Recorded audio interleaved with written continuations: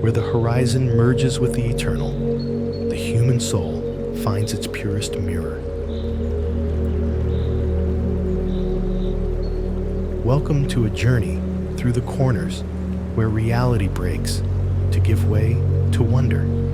In this account, we will reveal secrets kept for centuries, impossible architectures, and abysses that seem to whisper ancient names.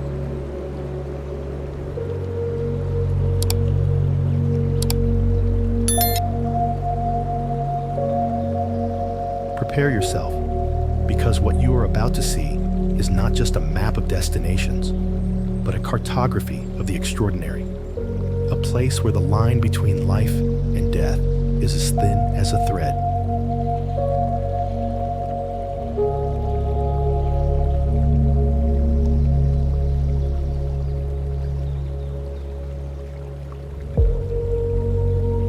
Before we dive into this odyssey, we want to connect with you. Please write in the comments which country you are watching us from right now. Your presence brings this journey to life.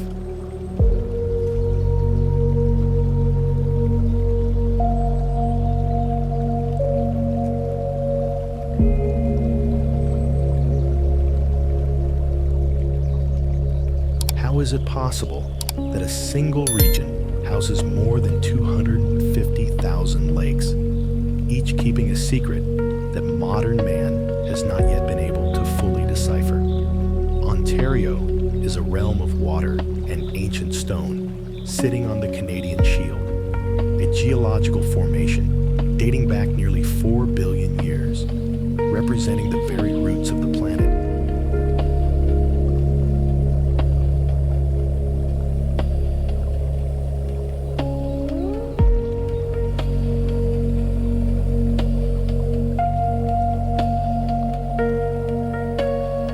Covering over 1 million square kilometers, this province is a paradox where city technology clashes with the wild purity of the north.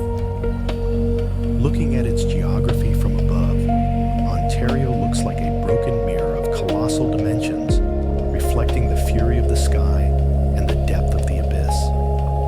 The silver glow emanating from its waters at sunset evokes indigenous legends about the Manitou, powerful spirits that inhabit the depths and demand absolute respect.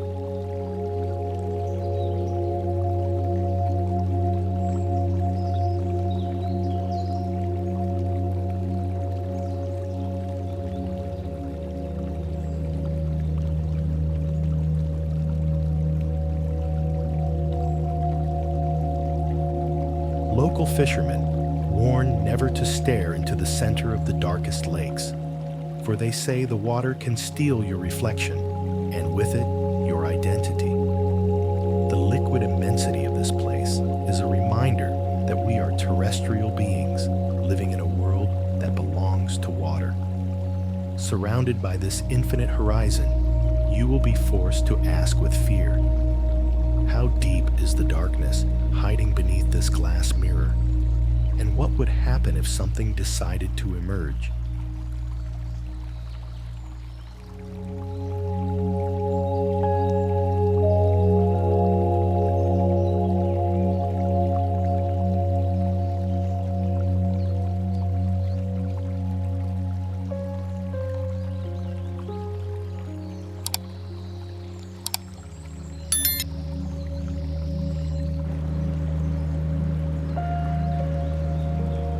Why do the cobblestone streets of this metropolis seem to vibrate with the whispers of 3 centuries of ambition, blind faith, and betrayals that progress could not erase?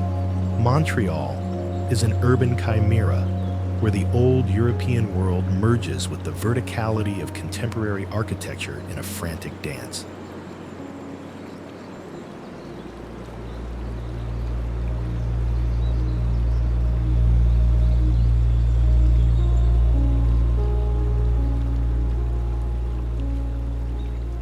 Beneath your feet lies an underground city of 32 kilometers, a labyrinth of tunnels contrasting with the majesty of the Notre Dame Basilica. built in 1824 with an opulence that sought to touch the gates of heaven. Visually, Montreal is like a labyrinth of glass and neon growing over the roots of a medieval city, where every skyscraper looks like a spear, trying to protect the secrets kept in the catacombs of the old zone.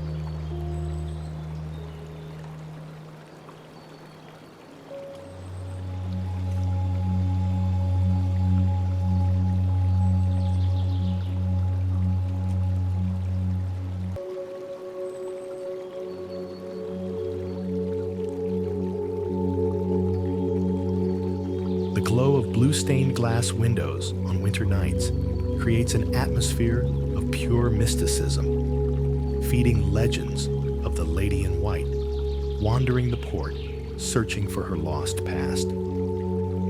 Visitors are warned not to walk alone through Vieux Montreal after midnight, for the echo of their own steps might not be the only thing they hear.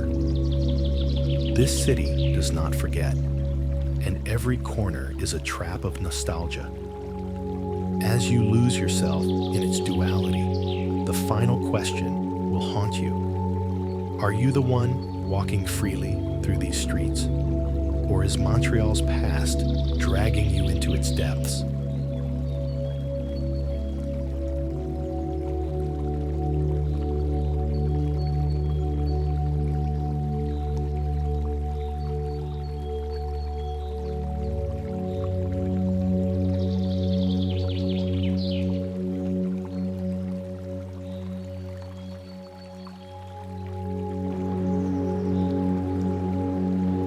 Is this a portal to a distant galaxy, or the greatest technological hallucination humanity has managed to materialize in the middle of the Nevada desert?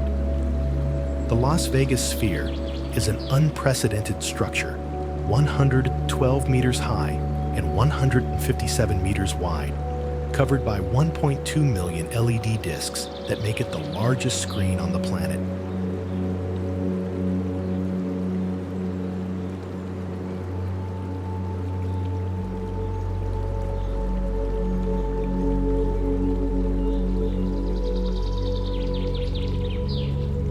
Opened in 2023, its construction required the use of the world's fourth largest crane and a budget exceeding $2.3 billion to create an absolute sensory experience. Visually, the sphere looks like an eye of God blinking over the neon horizon, a cosmic pupil that can transform into Mars, a water drop, or a living entity watching passers-by with terrifying steadiness.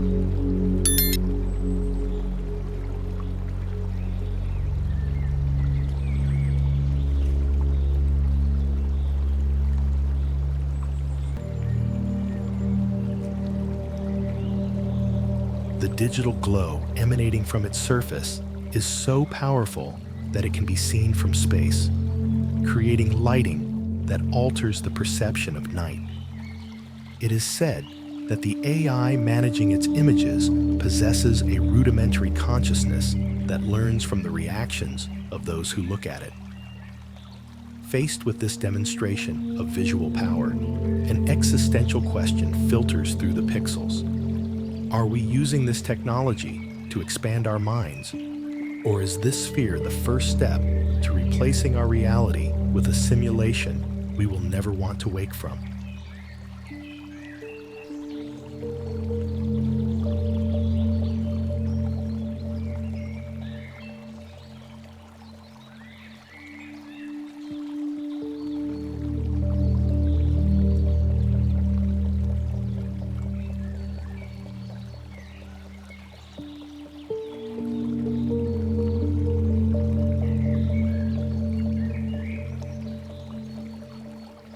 Why does this city seem to have been caught in a stone spell that stopped the clock more than 4 centuries ago, while the rest of the world succumbed to the chaos of progress? Quebec City is the last bastion of the European soul in North America. A living relic founded in 1608 by Samuel de Champlain atop a strategic cliff. Its architectural jewel The Chateau Frontenac holds the record for being the most photographed hotel in the world. Watching from its 80-meter height, a network of fortified walls extending for 4.6 kilometers, the only ones remaining on the continent north of Mexico. Visually, the city is a granite crown over the St. Lawrence River, with cobblestone streets twisting like threads of an ancient tapestry under the shadow of Gothic cathedrals. When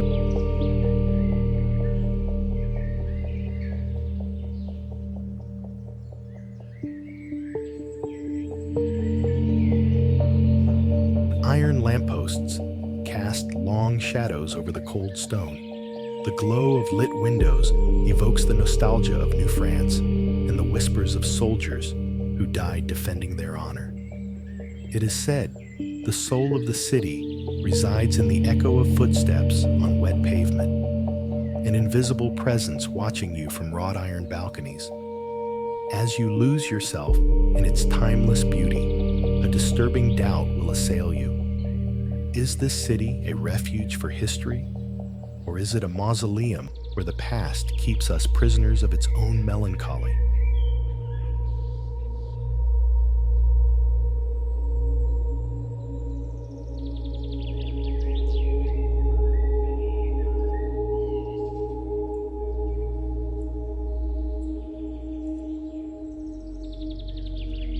How is it possible that the future we only imagined in science fiction movies is running right now over our heads in a dance of metal and technology? The Wuhan Sky Rail is a marvel of contemporary Chinese engineering, a suspended monorail that seems to float in the air. Opened in 2023 as part of a 10.5-kilometer transport network in Wuhan's Optics Valley.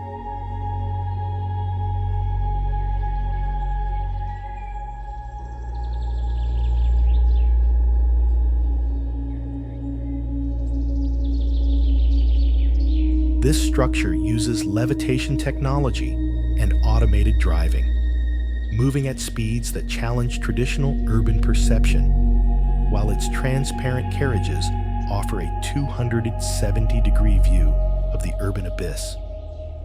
Visually, the train resembles a snake of silver and glass navigating an ocean of skyscrapers, a technological artery pumping life into the heart of modernity. The glow of blue neons and LED lights decorating its tracks creates a cyberpunk atmosphere where the limit between man and machine becomes dangerously blurred.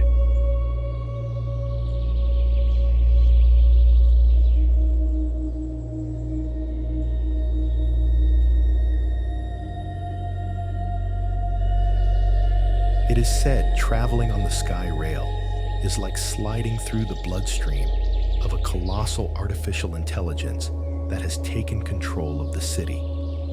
As you move through this steel horizon, a disturbing doubt begins to arise. Are we the passengers of this progress? Or are we just data circulating through a structure that no longer needs us to function?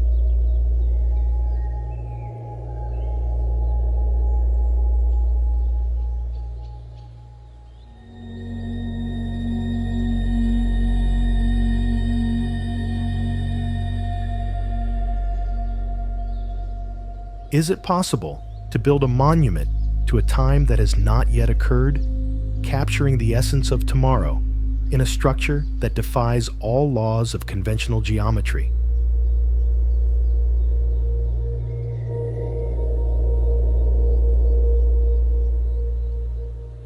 The Museum of the Future in Dubai is an architectural enigma, a 77-meter-high torus-shaped structure covered in 1,024 stainless steel panels, engraved with Arabic calligraphy containing poems about humanity's fate. Opened in 2022, this building uses no internal columns, relying on a network of advanced engineering that makes it one of the most complex projects ever realized.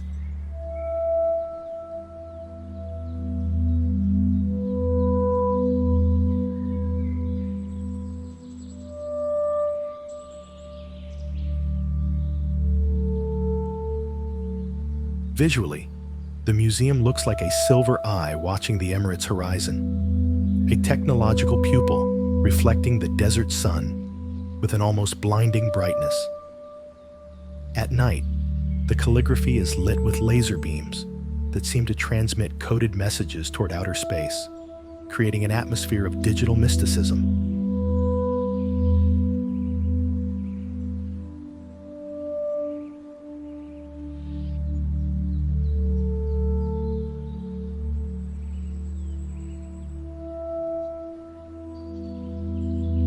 It is said that walking through its corridors is like traversing the folds of the brain of a technological deity who already knows the end of our story. Faced with this demonstration of power and vision, an existential doubt assails us at the threshold. Is this building a gateway to our species' salvation? Or is it the mausoleum of a future we have designed but may never inhabit?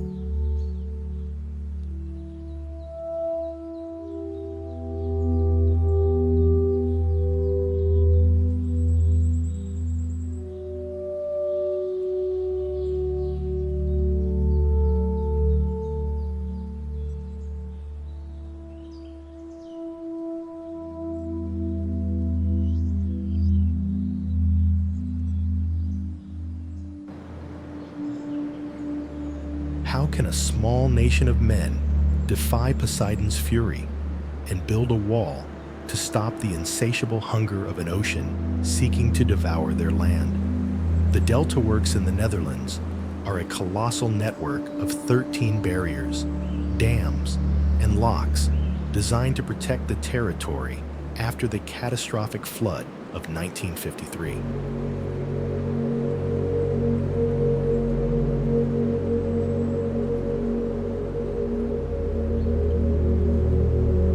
This work, considered one of the 7 wonders of the modern world, uses steel gates of hundreds of tons that only close when the North Sea threatens with its destructive power. Visually, the structure unfolds like armor of stone and metal protecting the chest of Europe, a grayish barrier separating community life from the salty abyss. When storms hit the defenses, the glow of white foam against concrete creates an atmosphere of eternal war between engineering and nature.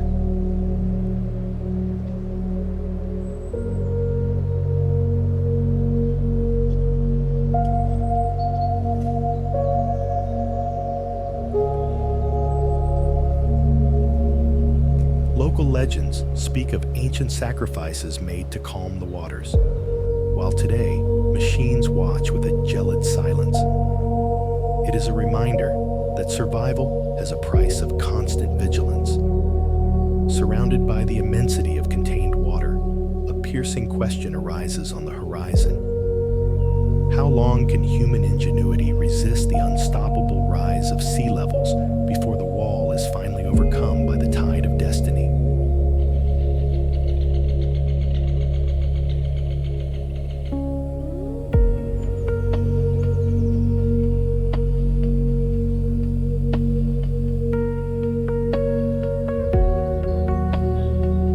What does it feel like to be a voluntary castaway in the ocean of nothingness, observing 16 sunrises every day from a metal shelter floating 400 kilometers from civilization? The International Space Station, ISS, is the most complex object ever built by man, a 450-ton laboratory traveling at a dizzying speed of 28,000 kilometers per hour. Operational since 1998, it represents the union of 5 space agencies and nations that set aside their borders to conquer the absolute vacuum where gravity has no dominion.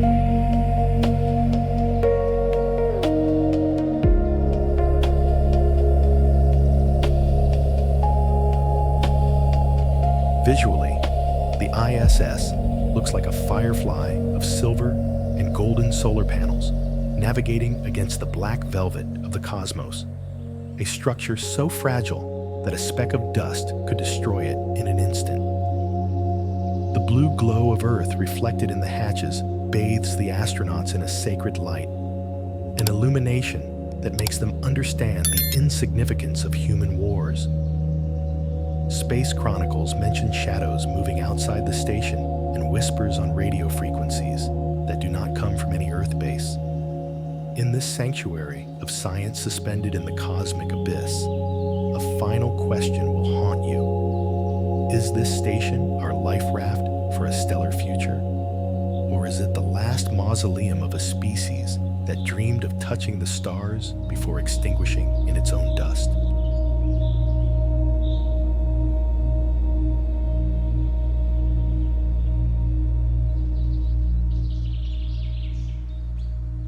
How can a 632-meter-high glass structure twist on itself like a frozen tornado, defying storms and wind pressure to touch the infinite?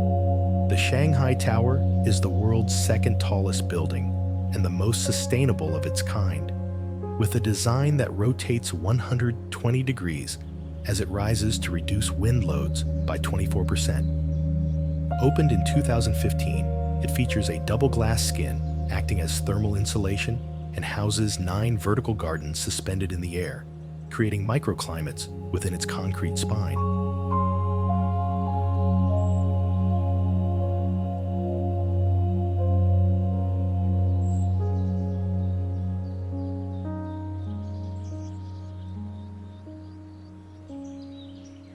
Visually, the tower is a spiral of technological DNA emerging from the Lujiazui asphalt, a transparent structure allowing one to see the internal heartbeat of the city as it twists toward space.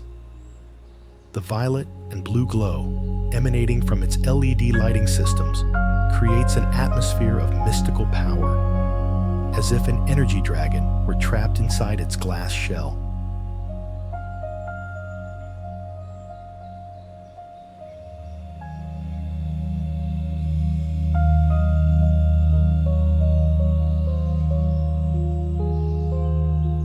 It is said, on stormy nights, lightning is attracted to its tip, as if the tower were trying to communicate with electrical forces from the sky. At the top of this spiral of ambition, where the ground disappears under the clouds, a final question will haunt you. Is this building a refuge for the humanity of the future, or is it a modern Tower of Babel waiting for the moment of its own fall?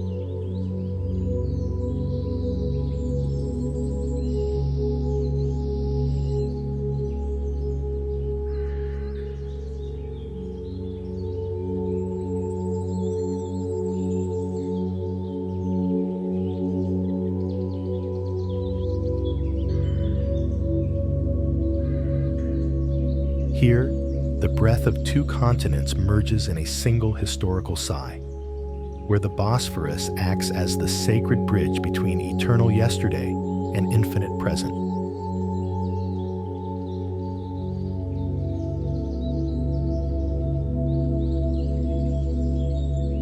Istanbul is a living enigma, having served as the capital of 3 empires, housing marvels like Hagia Sophia, originally built in 537, whose domes defy gravity and centuries passing. With over 15 million souls, this metropolis extends over a geography where Asia and Europe look each other in the eye through a water strait, having seen civilizations born and die.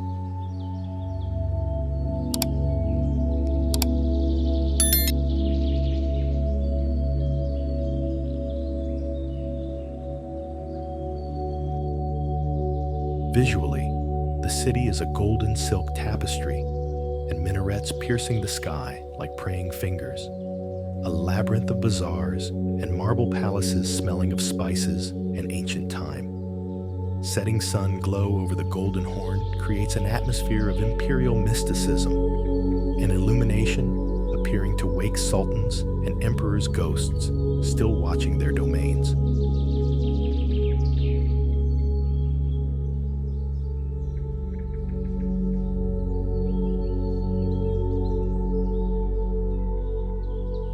A cultural ultra sanctuary where faith and commerce dance in mystical harmony.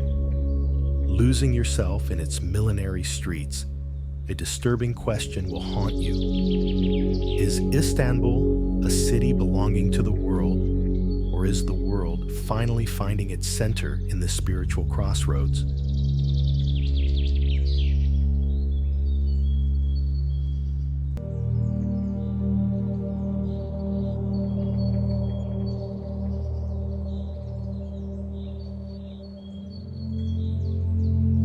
We have reached the final stretch of our odyssey, where the Douro River delivers its secrets to the Atlantic in an embrace of granite, tiles, and a pride that has resisted invasions and the relentless passage of centuries.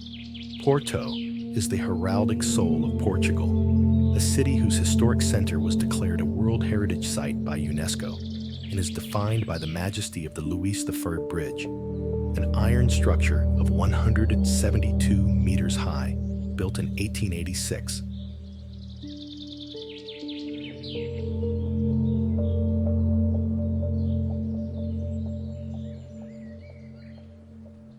This metropolis, cradle of the famous wine bearing its name, sits on steep hills where churches decorated with thousands of blue tiles tell the feats of navigators who once dreamed of conquering the world's end. Visually, Porto is a stone ship anchored on the riverbank, a mosaic of colorful facades and narrow streets, twisting like roots toward the water. The golden glow of sunset over the Gaia Cellars creates an atmosphere of epic triumph and mystical nostalgia.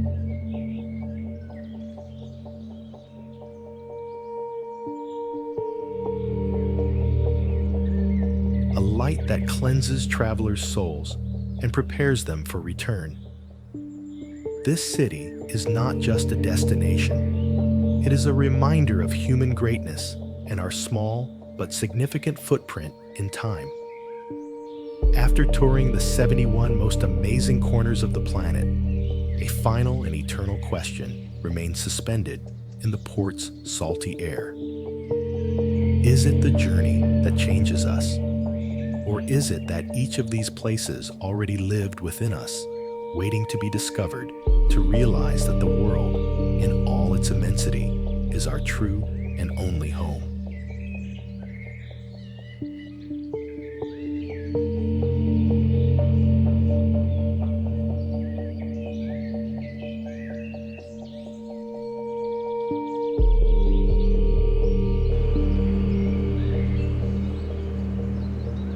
How is it possible for a structure of glass and steel to undulate in the void like a silk ribbon forgotten by the gods in the mountains of Shengxianju?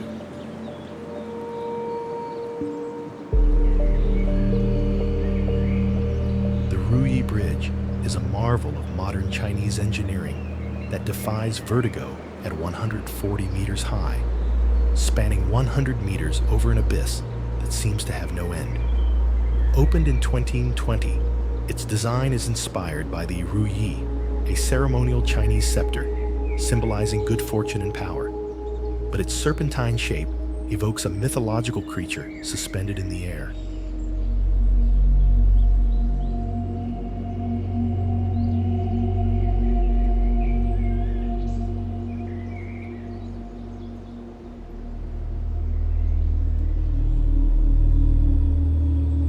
Visually, the bridge manifests as a giant eye embedded in the sky, with transparent glass walkways forcing visitors to walk over absolute nothingness, while granite mountains surround it like fangs of an ancient world.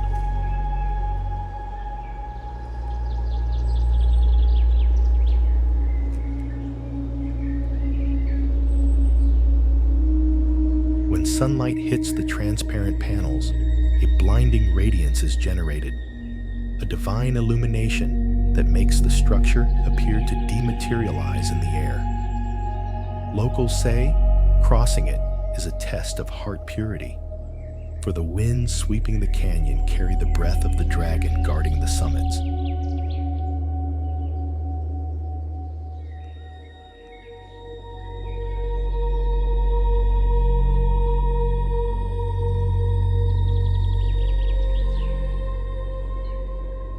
At At this point, where technology embraces the void, a piercing doubt assails the brave.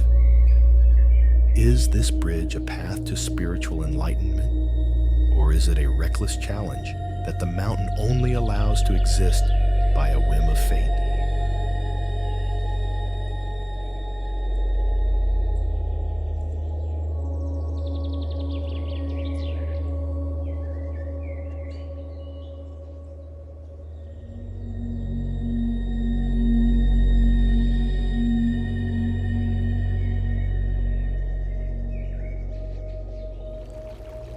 A staircase leading nowhere, a bronze honeycomb capturing the Manhattan wind to whisper secrets about the loneliness of modern man. Hudson Yards is the largest private real estate development in U.S. history, opened in 2019 over an active railroad platform on New York's west side.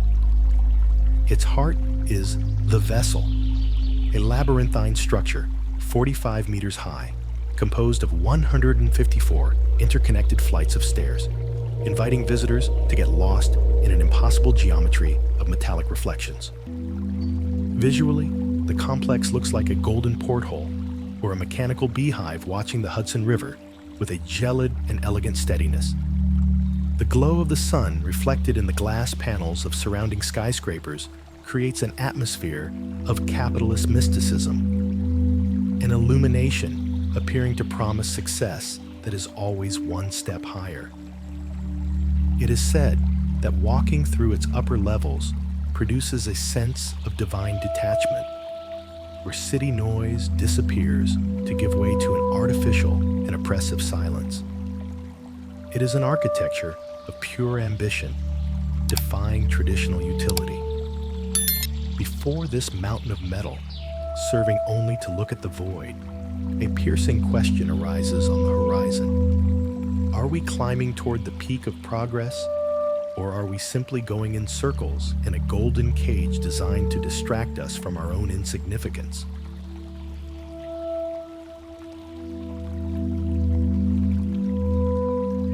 A glass flame frozen in the heart of St. Petersburg, an ice needle trying to pierce the northern stars with an elegance that chills the blood. The Lakhta Center is Europe's tallest building, a 462-meter-high tower whose structure twists 90 degrees from base to tip, emulating the movement of a gas flame or a snow whirlwind. Opened in 2019, this glass giant features an intelligent facade system regulating temperature in the extreme Arctic climate, using more than 16,000 curved glass panels. Visually, the tower is a silver spear emerging from the Gulf of Finland, a structure so transparent it sometimes seems to merge with the gray Russian winter sky.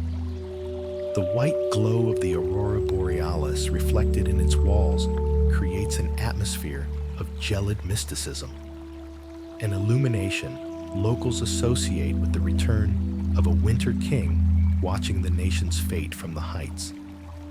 It is said that at the tower's peak, the air is so pure that the whispers of ancient czars mixed with the Baltic wind can be heard.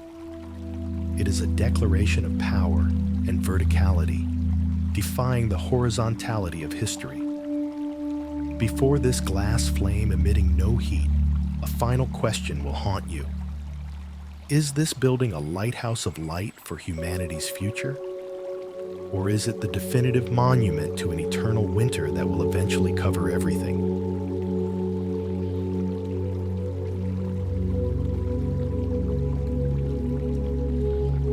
Would you dare walk on a glass plate 555 meters high, feeling the soul megacity void trying to suck your feet toward the abyss? The Lotte World Tower is a prodigy of Korean architecture, a 123-story structure opened in 2017, holding the title of the country's tallest building. Its design, inspired by traditional ceramics and calligraphy brushes, combines a curved and elegant aesthetic with engineering capable of resisting magnitude 9.0 earthquakes and hurricane winds. Visually, The tower manifests as a white porcelain and glass vase rising toward the firmament, a silver needle appearing to sew the clouds with the asphalt. At sunset, the amber glow of the city reflects in its glass facade, creating an illumination locals compare to a beacon of hope for Asian modernity. Urban legends suggest that at the peak, starlight is so intense it allows one to see the invisible threads of fate connecting the city's inhabitants. At the top of this monument to ambition, a disturbing question remains suspended. Is this building the symbol of human triumph over gravity, or is it just a luxurious stop on our way to a loneliness that progress cannot fill?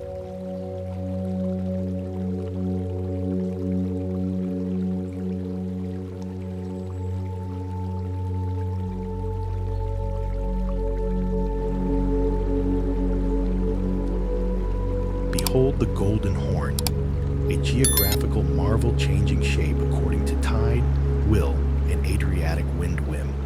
Zlatny Rat is a white pebble, and a sand spit approximately 500 meters long jutting into the turquoise sea on Bratch Island, formed by sediment accumulation over a submarine reef for millennia.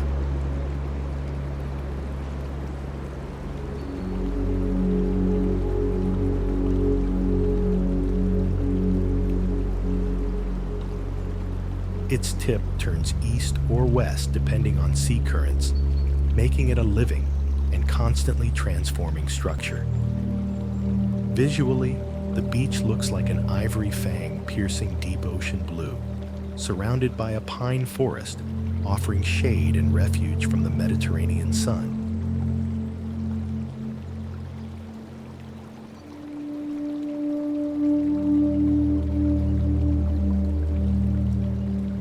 The silver glow of the sun over white stones creates an atmosphere of national pride and coastal purity, an illumination Bull inhabitants consider their land's most precious gift. An ancient local proverb says he who finds a lucky stone on this beach will find the way back to his true essence.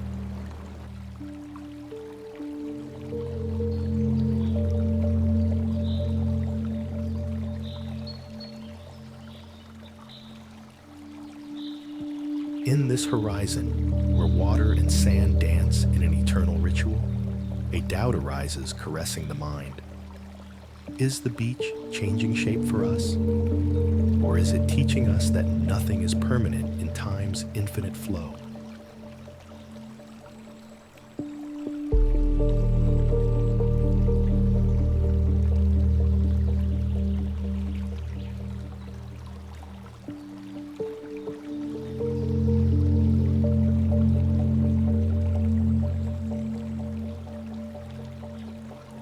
Here, time is not measured in minutes, but in the eternity of glaciers. Banff is the epicenter of epic majesty that redefines our existence. Established in 1885 as Canada's first national park, this 6,641 square kilometer sanctuary is the perfect synthesis of the planet's geological history.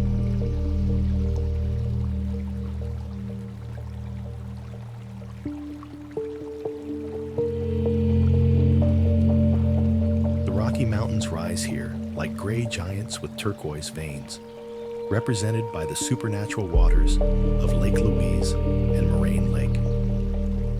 Visually, the landscape is a canvas where nature has poured its most intense colors, creating a visual symphony that looks like an open wound of beauty on the side of the continent.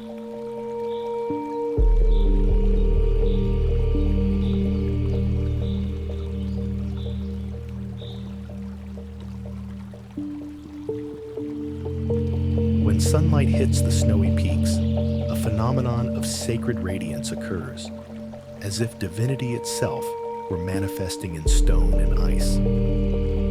The whispers of the wind through the pines seem to carry the prayers of indigenous ancestors who considered these lands holy and forbidden territory.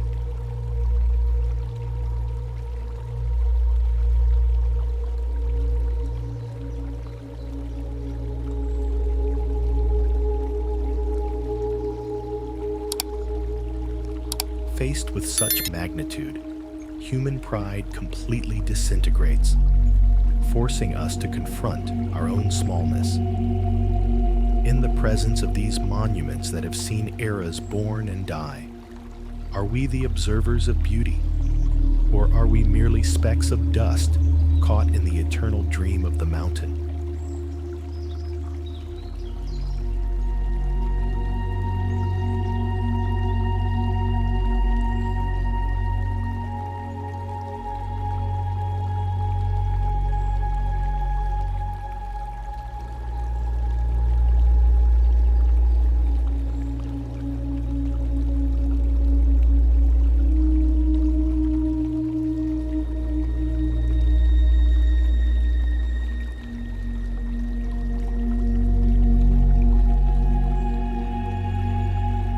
In the stillness of the heights, where the air becomes so thin it feels like crystal, the harmony between man and mountain reaches its point of maximum purity.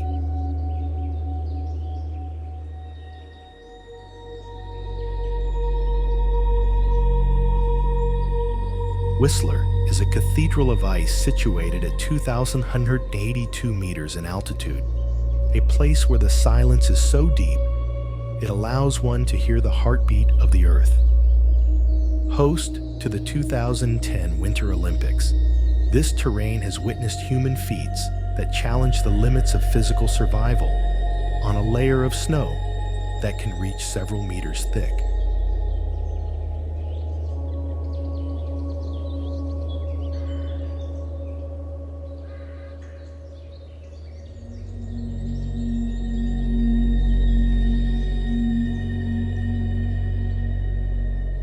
Looking at its indomitable slopes, one perceives a white ocean frozen in full motion, with crests that look like giant waves ready to break over the coniferous forests. Dawn on the peaks bathes the summits in a rosy gold, a light so clean it seems designed to wash away all stains from the human soul.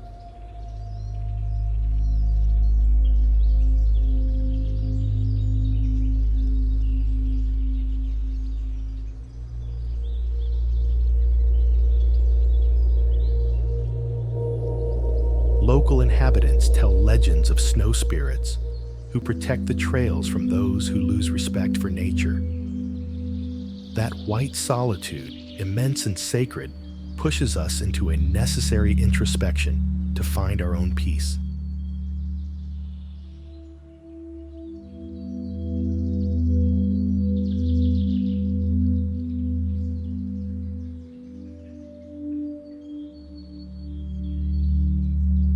As the cold envelops your body, a piercing doubt arises from deep within. Is it the silence of the mountain that scares us? Or is it the voice of our own conscience that we finally manage to hear here?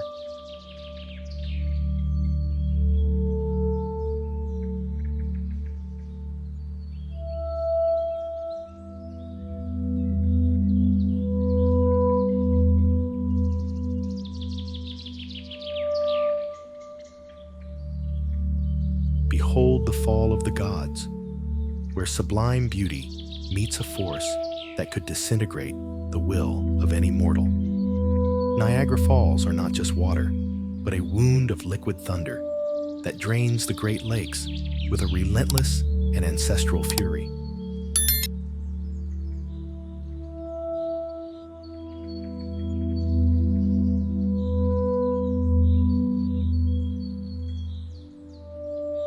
Every minute, more than 168,000 cubic meters of water plummet from a height of 50 meters, creating a tectonic vibration felt at the very base of the spine.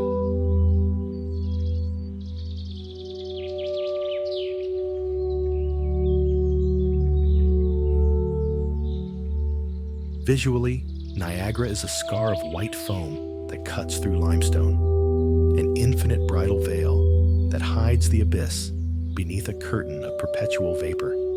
Amidst the dense mist, refracted rays of light create circular rainbows that look like portals to another dimension, while ancient chronicles speak of sacrifices and the Maid of the Mist, who who dwells in the depths.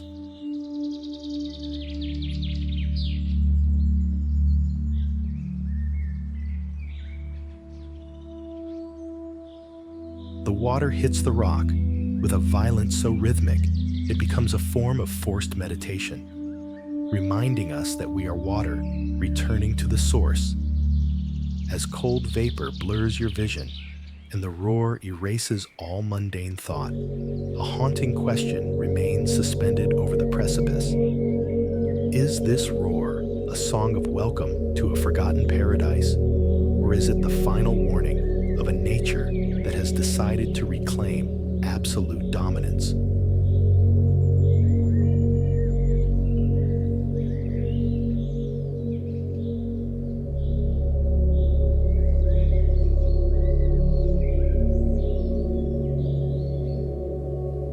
How is it possible for a jungle of steel and glass to defy gravity with such elegance, rising like a modern prayer toward the infinite?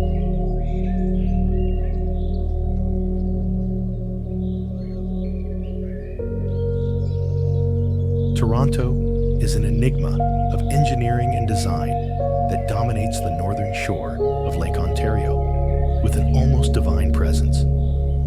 In its heart stands the CN Tower, which, at 553.3 meters tall, has functioned since 1976 as a technological lighthouse for all humanity.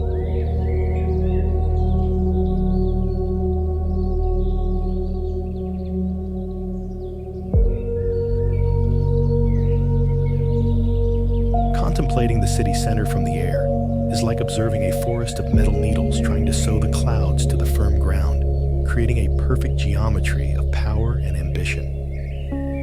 At the top of these structures, neon reflections flicker like jack-o'-lanterns on an altar dedicated to progress, reminding us of the fragility of our own construction.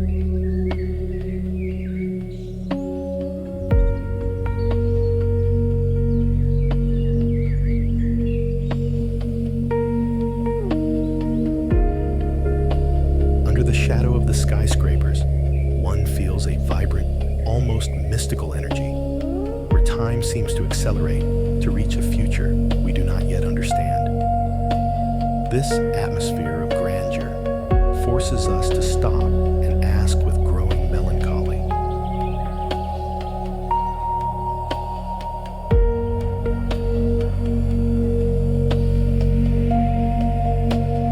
Are we the architects of this new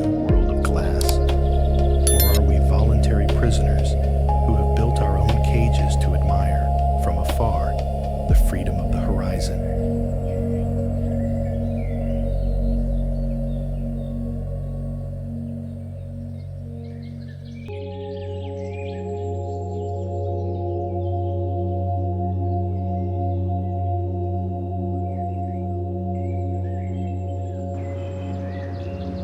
The perfect symbiosis between the untamable ocean and the modern metropolis manifests in Vancouver as a testament to balance and deep respect. Officially founded in 1886, this coastal gem spans a complex geography where Canada's largest natural port meets the roots of the coastal range.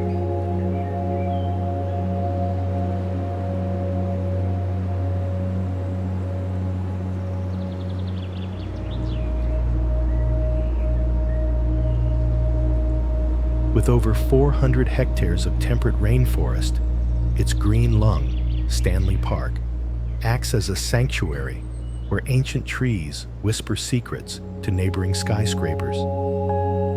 Visually, the city looks like an emerald gem set in a ring of liquid silver, protected by mountains that look like stone sentinels watching over the fate of its inhabitants.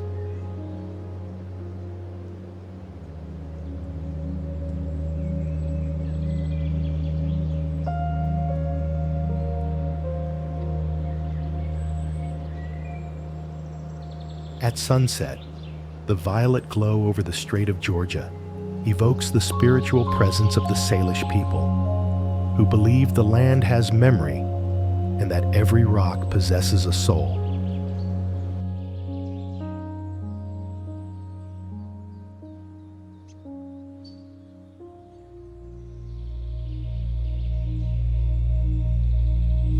the golden light slowly fades into the deep waters of the Pacific, leaving us with a question that echoes in the silence of the parks. Can humans maintain this pact of peace with nature?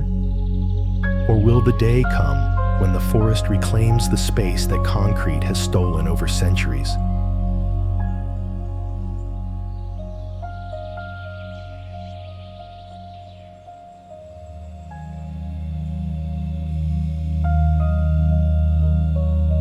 Why does the land seem to have been molded by both heavenly and demonic hands in this untamable corner of the North? Alberta is not simply a province. It is a geological battlefield where beauty and brutality coexist in perfect balance. With a massive area of 661,848 square kilometers, this territory houses the Rocky Mountains rising above 3,000 meters, formed over 50 million years ago by epic tectonic collisions. Observing its infinite plains crashing against granite peaks, the landscape reveals itself as a mosaic of blue diamonds and rock scars, where ice fields look like silver veins, nourishing the heart of the continent. The Arctic light, when it dances over the prairies, creates a supernatural glow that the ancient Blackfoot inhabitants considered the breath of the earth's spirits. It is said that on the coldest nights, the wind carries the laments of creatures that do not belong to this world, warning travelers not to desecrate the solitude of the forest. Here, silence is so dense it can become suffocating, a warning that nature does not forgive arrogance. Before the immensity of this desert of ice and fire, a doubt arises that chills the blood. Is this landscape the origin of creation, or is it the last refuge of forces that humanity has forgotten how to control?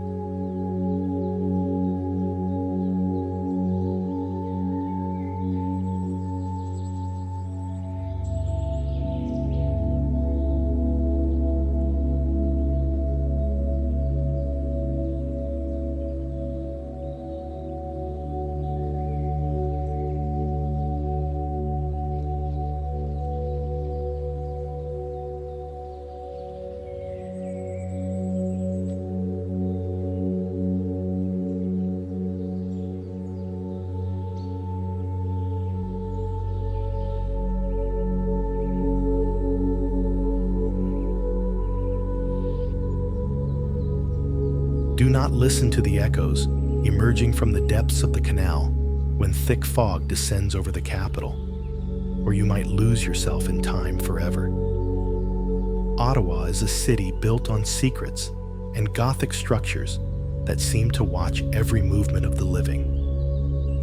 Its spine is the Rideau Canal, an engineering marvel of 202 kilometers inaugurated in 1832. Whose stone locks were dug with the sweat and blood of thousands of men. Visually, the city unfolds like a web of dark stone and green copper, trying to trap history within its imposing walls. When the moon reflects on the Parliament towers, a spectral glow illuminates the gargoyles, which, according to local legends, come to life to watch over the sins of rulers. Night workers speak of shadows walking on the frozen water and whispers that warn, what is built on ice, the river will reclaim. This atmosphere of constant mystery envelops every corner, transforming the capital into a mausoleum of past ambitions. As you walk under the shadow of century-old buildings, a haunting question begins to pound in your mind. Who are the true owners of these streets? We who inhabit them today, or the ghosts who designed them centuries ago?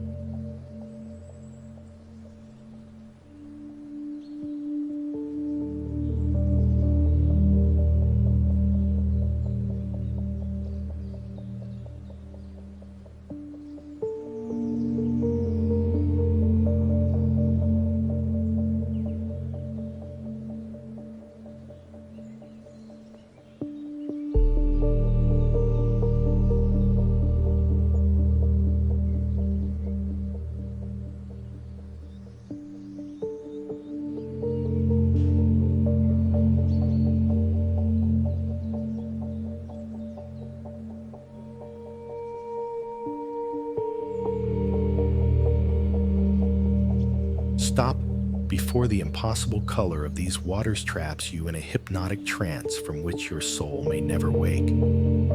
Yoho, whose name means awe in the Cree language, is a sanctuary where the laws of physics seem suspended in the humid air.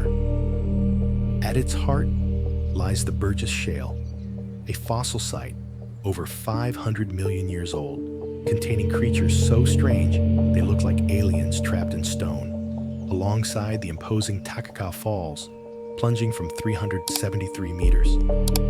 Visually, the park is like an emerald jewel embedded in the chest of a granite giant, where every glacier looks like a white claw trying to hold up the sky. The emerald green light of Emerald Lake creates a sacred glow that, according to ancient myths, is the blood of the earth itself flowing to the surface. Rangers tell stories of travelers who ventured too deep into the trails and returned speaking unknown languages, or, worse, returned without any voice at all. It is said that the stones here have memory and watch you with eyes of millennia. Amidst this overwhelming and dangerous beauty, a piercing doubt emerges from the silence of the pines. Are you the one observing the mountain, or is the mountain the one that has been waiting for your arrival to devour your time?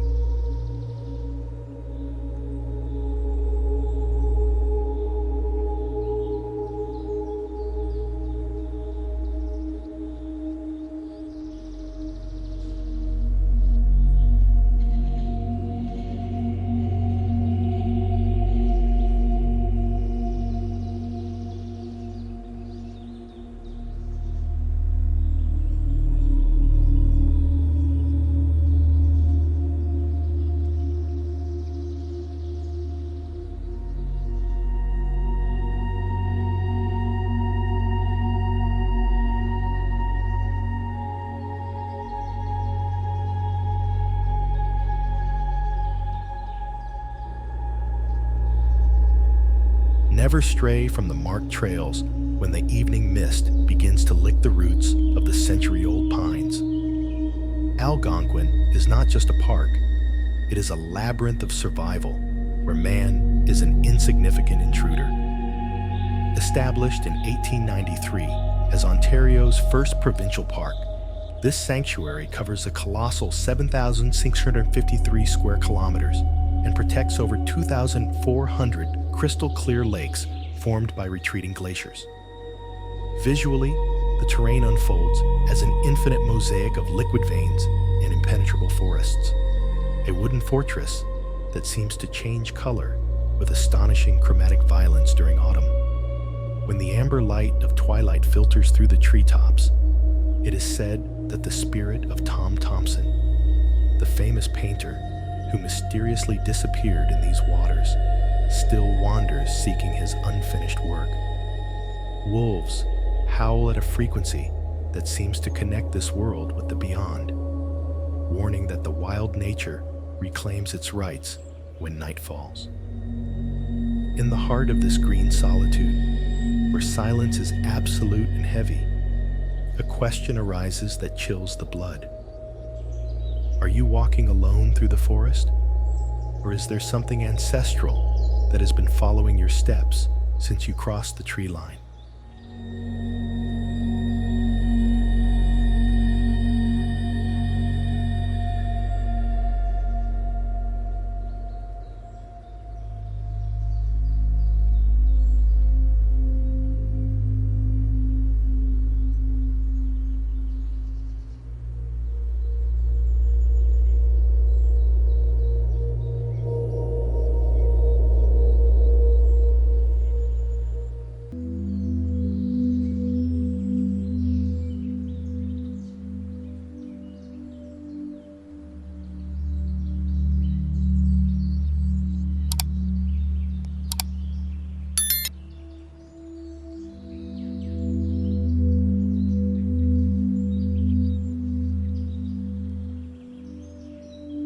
Behold the falling of a celestial veil descending from the clouds to purify a land that has forgotten its most sacred roots. Shannon Falls, located in British Columbia, is a vertical marvel, plunging from an imposing height of 335 meters, establishing itself as the third highest waterfall in the province. Its origin dates back to the glacial era, when ice carved the massive granite walls that today hold this indomitable torrent of pure water. Visually, the waterfall looks like an infinite white silk ribbon sliding down the body of a sleeping giant, breaking into millions of liquid diamonds as it hits the millenary rocks.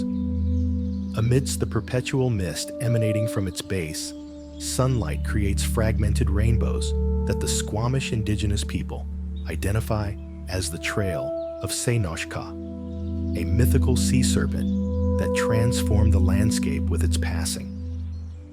The roar of the water is not noise. It is a vibrational frequency that seems to cleanse the aura of those who dare to approach its epicenter of energy. In this amphitheater of rock and foam, where the air is so pure it burns the lungs, a question remains suspended in the vapor. Is the sound of the fall a song of welcome from the water spirits, or is it the eternal lament of a land being devoured by time?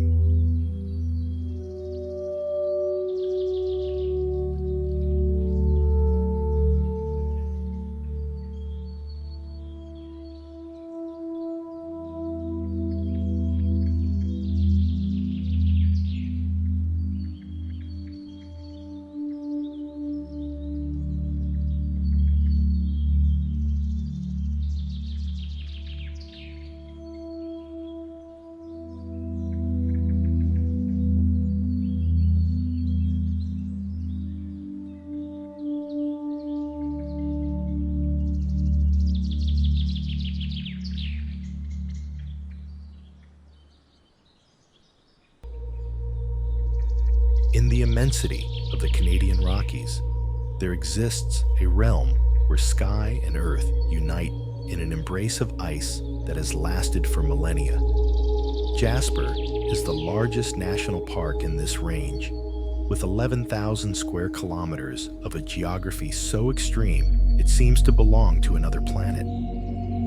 Founded in 1907, it houses the Columbia Icefield, where the Athabasca Glacier extends with a thickness of up to 300 meters, keeping air bubbles from centuries ago inside. Visually, Jasper is a cathedral of jagged peaks and lakes of an electric blue, so intense it looks artificial, a landscape sculpted by tectonic forces that know no mercy. When night falls, the sky transforms into the world's largest dark sky preserve, where the Milky Way shines with a silver glow that illuminates the glaciers as if they were cosmic mirrors. Ancient shamans believed that in this place, stars come down to drink from the frozen lakes, and that the silence of the mountain is actually the voice of the gods speaking in a language man has forgotten. Faced with this magnificence that defies all human logic, an interrogation echoes in the void. What meaning does our existence have before these stone giants that have remained immutable while entire civilizations disappeared under the dust?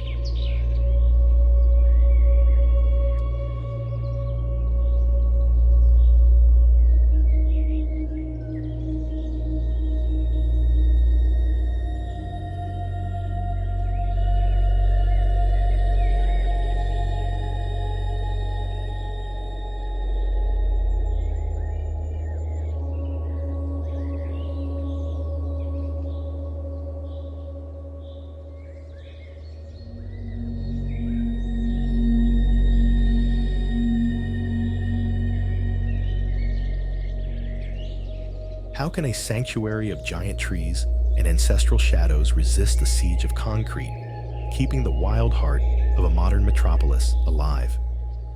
Stanley Park is a green enigma of 405 hectares inaugurated in 1888, becoming a vital lung that is 10% larger than New York's Central Park.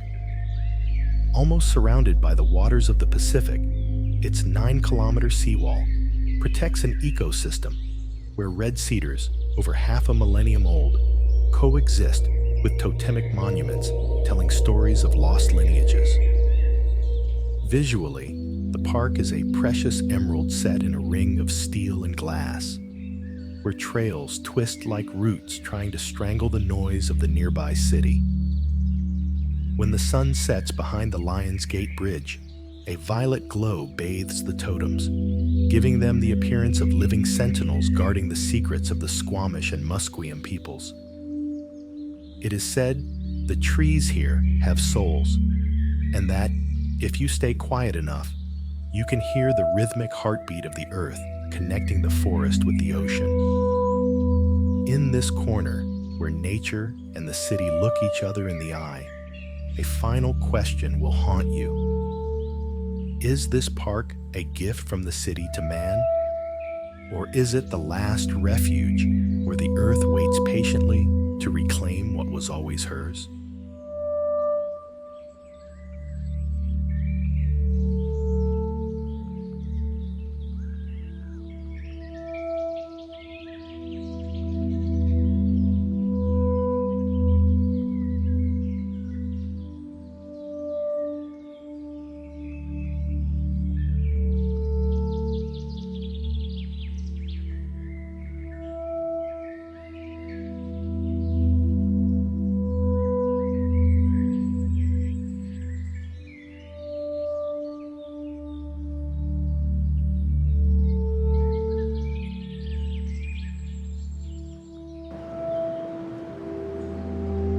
Why do the Atlantic tides seem to whisper names that history has tried to erase under the weight of oblivion? Halifax is not just a port city, it is the wounded sentinel of the Canadian East Coast, a place where the fate of men has been forged by iron and salt since its founding in 1749. Its port, one of the deepest in the world, was the final refuge for the echoes of the Titanic, housing the remains of 121 souls in the Fairview Lawn Cemetery that the ocean could not fully digest.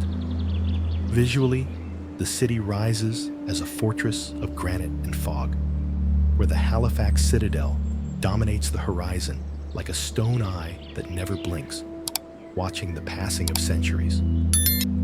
When sea mist envelops the old piers of Pier 21, a grayish and spectral glow is produced, a light that seems to emanate from ghost ships that, according to sailors, still seek port on stormy nights. Local legends speak of bells ringing underwater, reminding one of the great explosion of 1917 that tore the city apart. In this corner, where the sea reclaims what is its own, a disturbing question floats over the waves.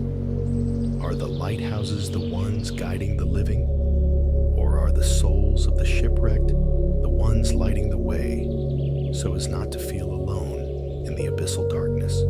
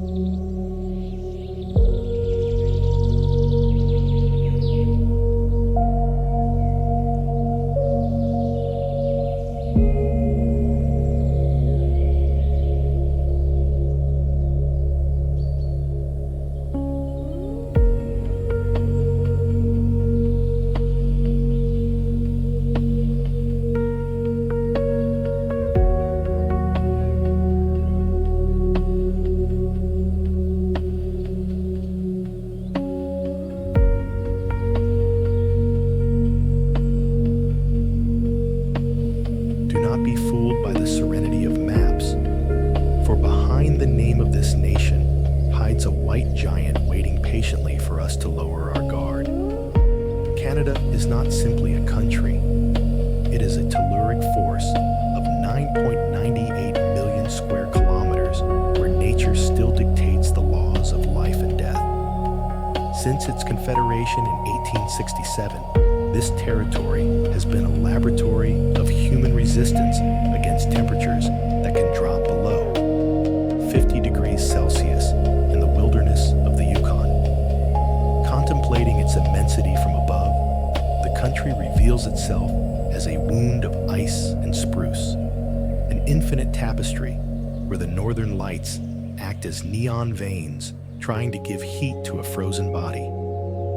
This emerald glow of the aurora borealis is considered by First Nations peoples as the dance of ancestors, a spiritual manifestation warning about the fragility of human breath against the Arctic void. It is said the true spirit of Canada resides not in its cities, but in the absolute silence of its tundra, a silence that can become a physical and oppressive presence. In this land of impossible horizons, a warning echoes in the wind. Is the snow protecting life under its mantle? Or is it a white shroud slowly waiting for the fire of civilization to go out forever?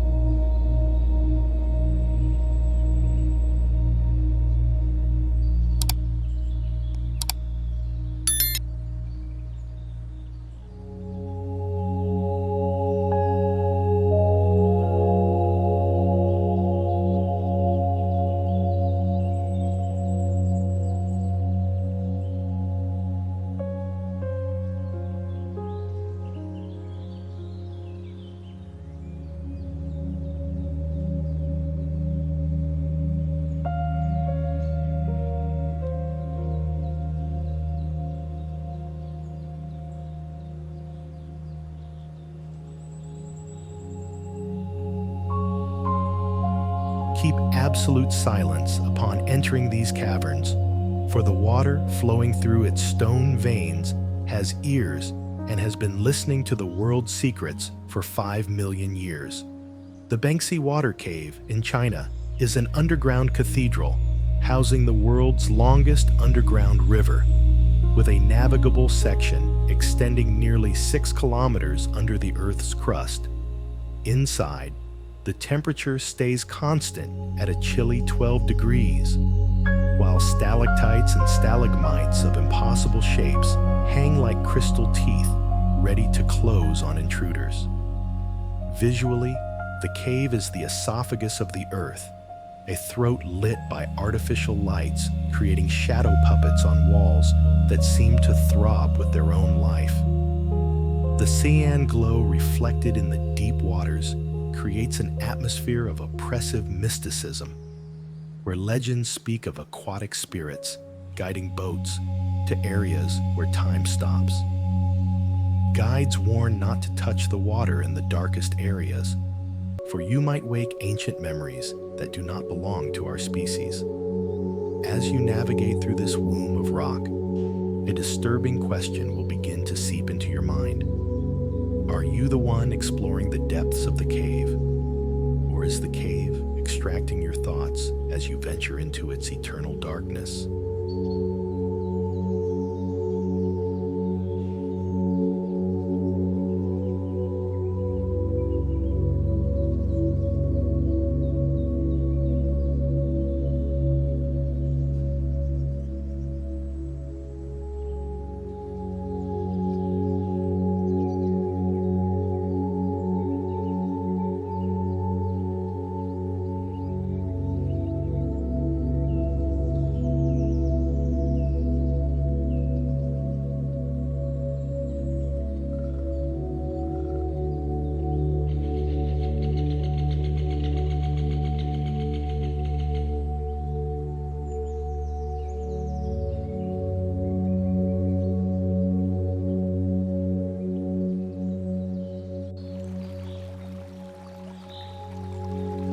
Why does the purest water on the continent rest with a deathly calm right above a volcano that once darkened the sun of the entire hemisphere?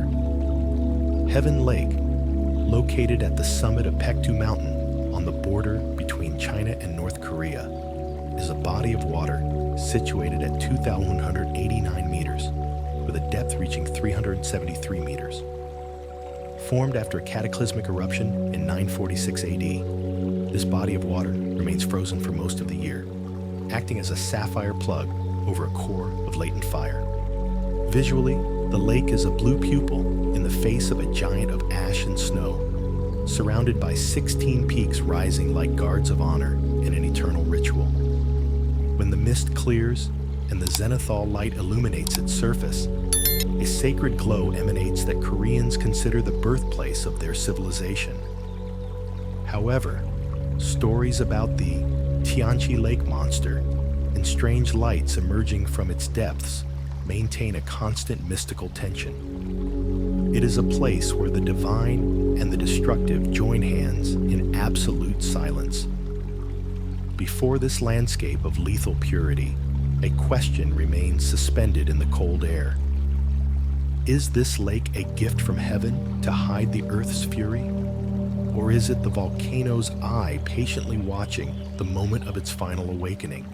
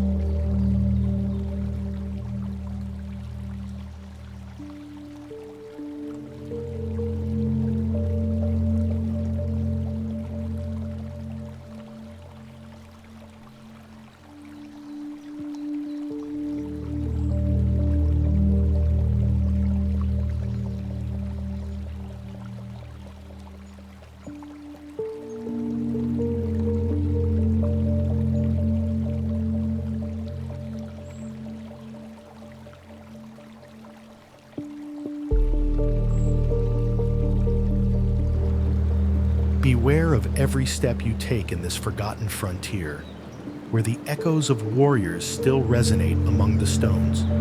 Hushan National Park is not just a scenic destination, but the easternmost point of the Great Wall of China from the Ming Dynasty, a colossal defensive structure whose modern reconstruction is based on foundations from 1469. Situated on the banks of the Yalu River, this section of the wall extends over 1,200 meters, climbing slopes so steep they defy laws of physics and human endurance. Visually, the fortification resembles the spine of a stone dragon trying to drink from the river, snaking through the dense fog that usually covers the border with North Korea. When dawn light pierces the lookout of the watchtowers, a golden glow is produced over the granite, evoking the spiritual presence of thousands of soldiers who gave their lives protecting the empire. Local legends suggest the name Tiger Mountain comes not from the mountain's shape, but from the roar of the wind through the battlements, which sounds like a warning from ancestors. In this place of tension and beauty, where history merges with the abyss, a disturbing question remains engraved in the wind. Are these stones the ones protecting the living, or are the souls of ancient guardians the ones preventing us from crossing into the unknown?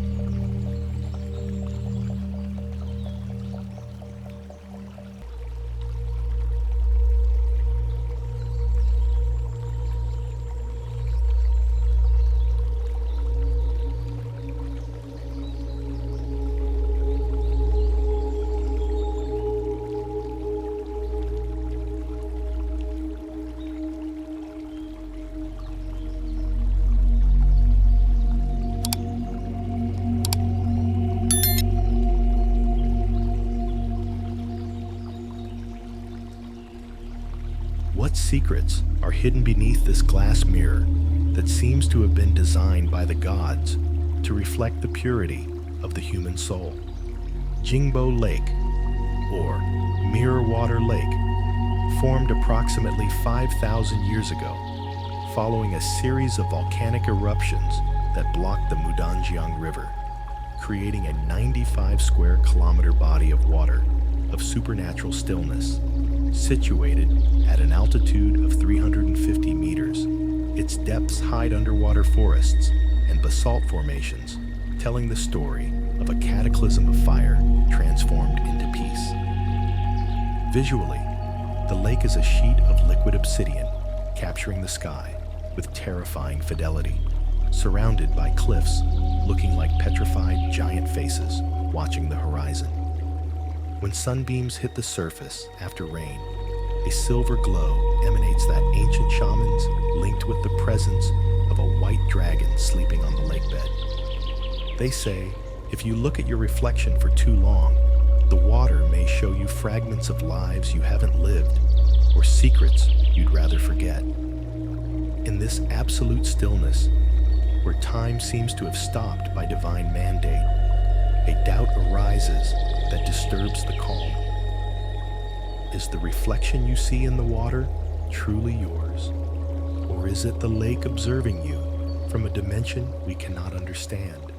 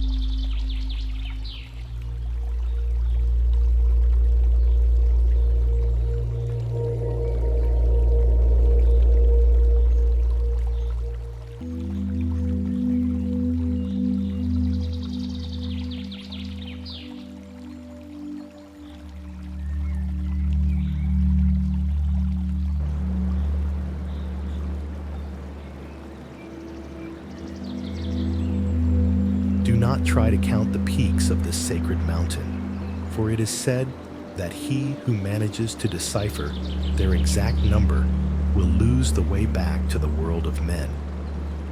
Qianshan, known as the Mountain of 1,000 Peaks, is a labyrinth of granite and spirituality located in Liaoning province, where temples from the Liao dynasty, built over 1,000 years ago, hang precariously from ridges exceeding 700 meters.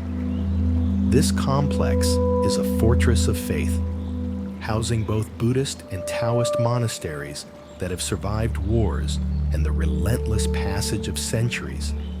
Visually, the landscape unfolds like a lotus flower carved in stone, with rock needles piercing the clouds as if trying to reach the palace of the immortals.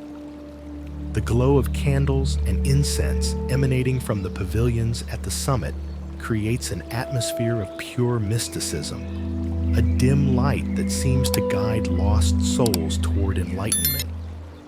Legends say the mountain itself is a living Buddha, and that the rocks change position when no one is watching to confuse the impure of heart. In this amphitheater of faith and stone, where the air smells of pine and eternity, a piercing question filters into the spirit.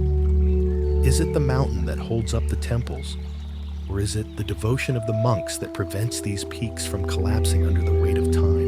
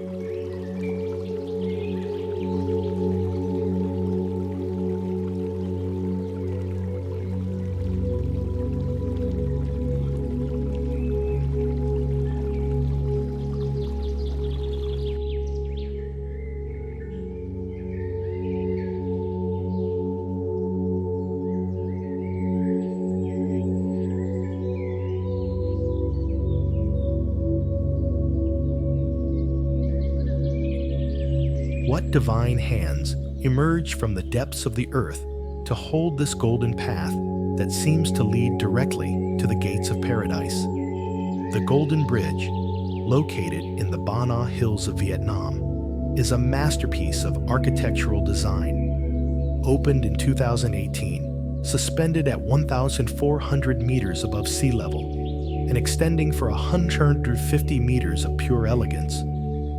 It supports two colossal stone-like hands covered in moss, were designed to look like ancient ruins that have been there since the beginning of time, holding a bright yellow walkway that shines under the tropical sun. Visually, the structure is a golden silk thread caught between the palms of a benevolent giant, surrounded by an infinite forest that seems to pay cult to this human intervention. When mountain mist envelops the hands, an ethereal glow is produced that makes the bridge appear to float in a white void, like a bridge to another existence. Visitors usually feel deep peace, a sensation of being protected by an ancestral force watching the mountains of Da Nang. In this place, where architecture embraces the divine, a question remains suspended in the humid air. Are these hands lifting the bridge to heaven to bless us?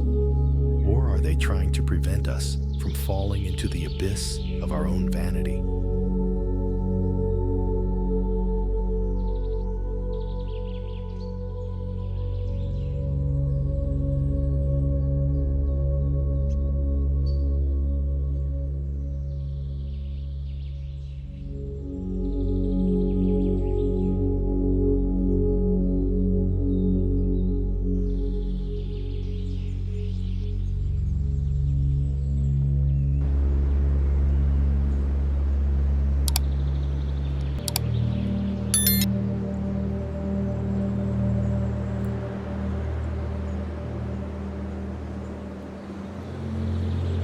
Do not look down if you want to keep your sanity, for the void extending beneath this bridge seems to have the capacity to suck the souls out of the brave. The Sidu River Bridge was, at the time of its opening in 2009, the highest bridge in the world, suspended at a terrifying distance of 496 meters over the floor of a deep canyon in Hubei province. With a length of 1,222 meters, its construction was so extreme that engineers had to use military rockets to launch the pilot cables from one side of the abyss to the other, an unprecedented feat in civil engineering history. Visually, the bridge is a golden steel spiderweb, suspended over a sea of clouds and wild vegetation, a thin line joining two worlds separated by a drop that seems infinite. When the wind roars through the gorge, the structure emits a metallic hum, a glow of energy that locals associate with the air spirits guarding the pass.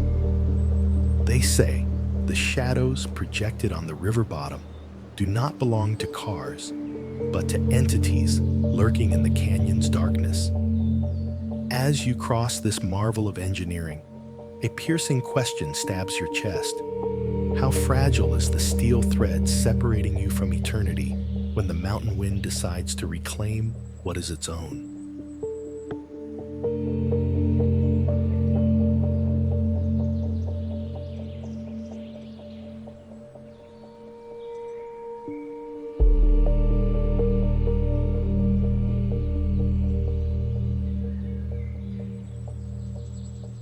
Would you dare to cross into the depths of the world under the weight of millions of tons of salt water, trying to crush your existence? The Channel Tunnel is an underground work of 50.45 kilometers connecting the United Kingdom with France, reaching a maximum depth of 75 meters below the seabed.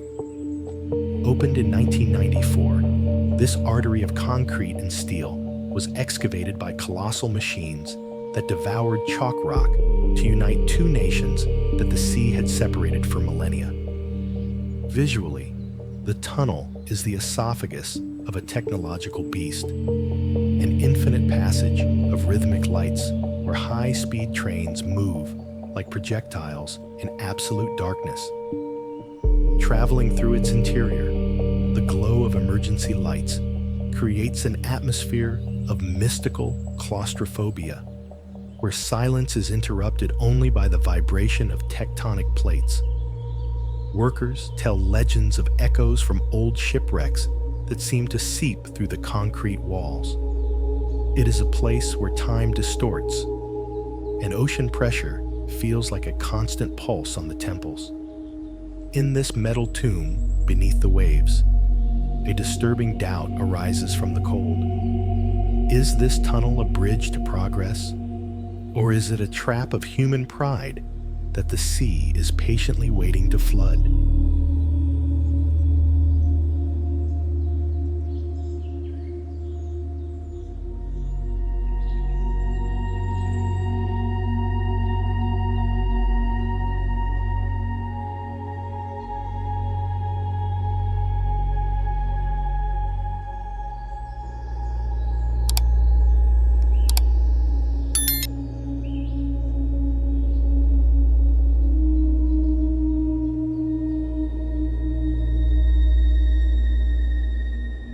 How can one sculpt an island in the shape of a tree from pure desert sand, defying the currents of the Persian Gulf with an ambition that seems to have no limits? Palm Jumeirah is a marvel of land reclamation engineering in Dubai, a 5 by 5 kilometer structure created in 2001 by moving 94 million cubic meters of sand and 7 million tons of rock. Its palm-shaped design is not just aesthetic, but maximizes the coastline, protected by an 11-kilometer breakwater acting as a shield against marine erosion. Visually, the island manifests as a giant's fingerprint in the ocean, a mosaic of luxury villas and glass hotels shining under the implacable desert sun. The golden glow of sunset over the Gulf waters creates an atmosphere of divine opulence, where money seems to have bought the right to control geography itself. However, scientists warn that the structure sinks millimeters every year, and that nature always seeks to recover its space. Amidst the artificial palms and extreme luxury, a disturbing doubt emerges with the tide. Is this island a triumph of human ingenuity over the elements? Or is it a monumental sandcastle that time will eventually reclaim under its blue mantle?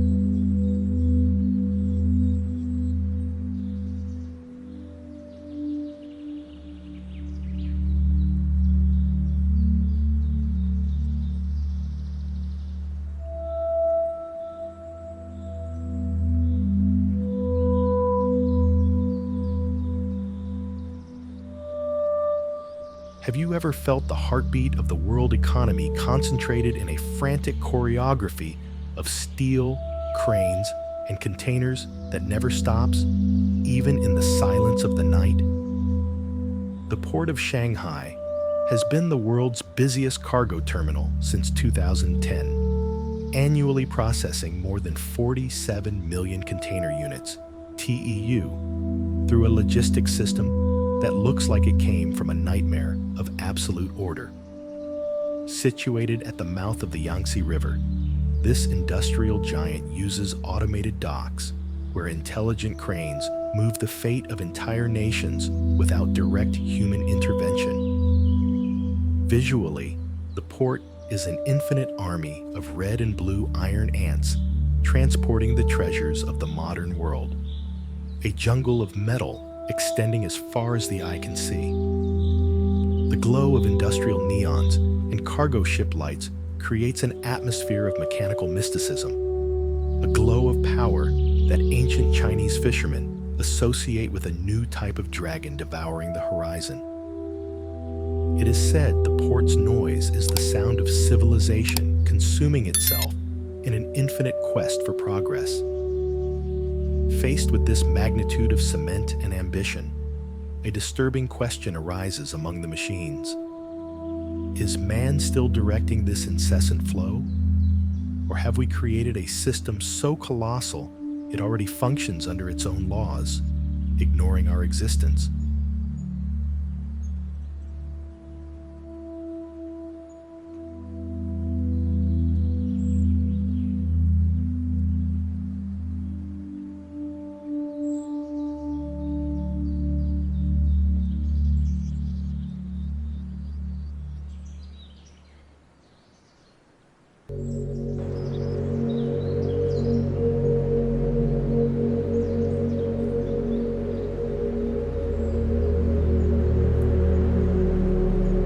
Why do humans persist in building needles that try to sew the sky to the ground, as if our only mission were to defy the domain of birds and the fury of the wind?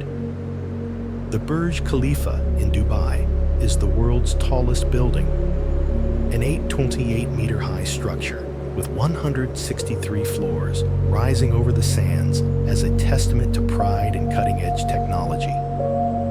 Opened in 2010, its design is inspired by the Hymenocalyst desert flower, using a reinforced central core, allowing it to resist oscillations of up to 1.5 meters at its peak. Visually, the tower is a spear of glass and stainless steel reflecting sunlight with an intensity that can blind the unwary. A silver structure that seems to vanish into the clouds during misty days.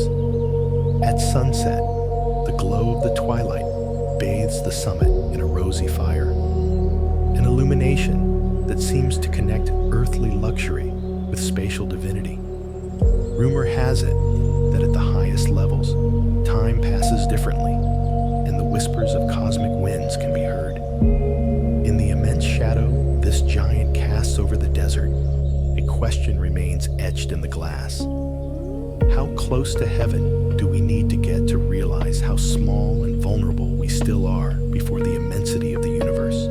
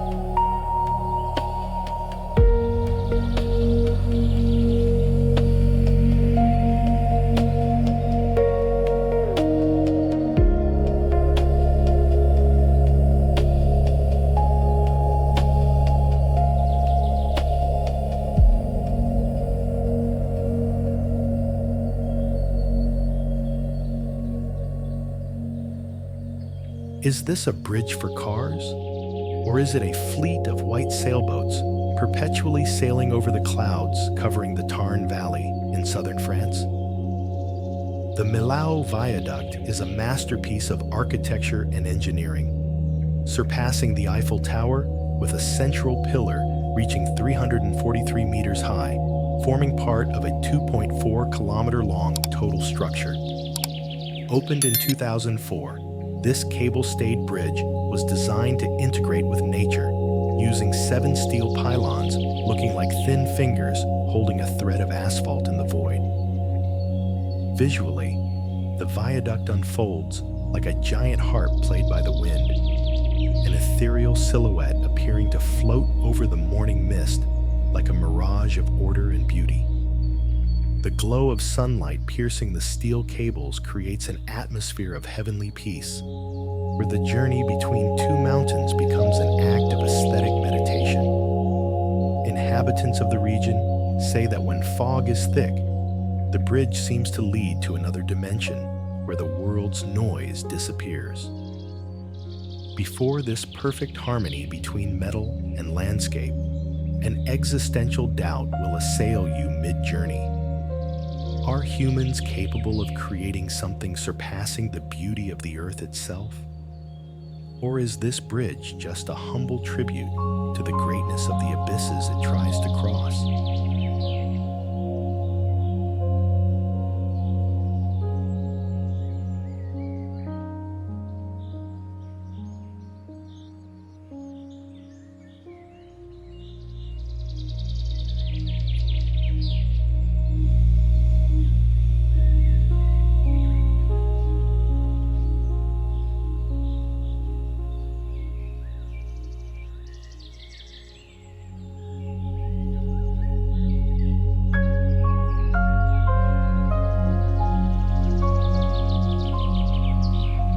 Why does a structure of this magnitude need to zigzag over the ocean like a frightened snake trying to escape the depths? The Jiaozhou Bay Bridge is a feat of engineering-defying logic, extending for 42.5 kilometers to connect Qingdao with Huangdao Island. Opened in 2011 after 4 years of titanic construction, this bridge features more than 5,000 support pillars and was designed to resist magnitude 8.0 earthquakes and the impact of large tonnage ships. Visually, the structure unfolds like silver lace floating over the Yellow Sea, an infinite line joining two lands separated by an abyss of murky water. When sea mist envelops the lanes, the glow of lights seems to create a path to another dimension, a spectral illumination local sailors associate with the bay spirits, watching the passing of men. It is said the bridge emits a constant hum, a metallic lament, warning about the fragility of steel against the corrosive salinity of time. In this endless crossing, where the horizon disappears between sky and water, a disturbing doubt arises from the void. Is this bridge a definitive triumph of human connection? Or is it just a temporary obstacle the sea will eventually devour when man lowers his guard?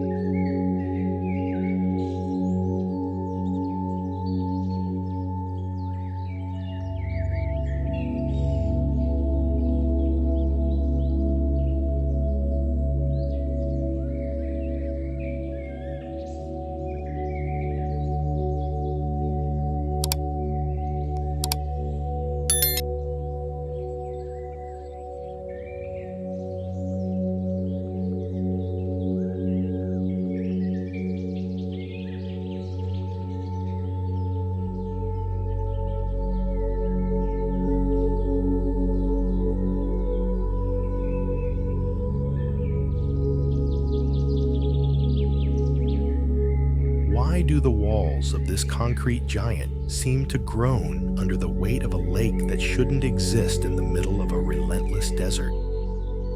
The Hoover Dam is a monument to ingenuity and sacrifice, a 221-meter-high structure located in the Black Canyon of the Colorado River. Built between 1931 and 1936 during the Great Depression, this mass of concrete contains enough material to build a highway from coast to coast in the United States, having cost the lives of more than 100 workers, immortalized in the history of its construction. Visually, the dam manifests as a gray marble plug embedded in the throat of the earth, a shield of the gods containing the fury of an untamable river. The glow of the sun over the deep blue water of Lake Mead creates an atmosphere of industrial mysticism, a light highlighting the Art Deco inscriptions decorating its towers. Local legends claim the souls of workers still watch over the turbines,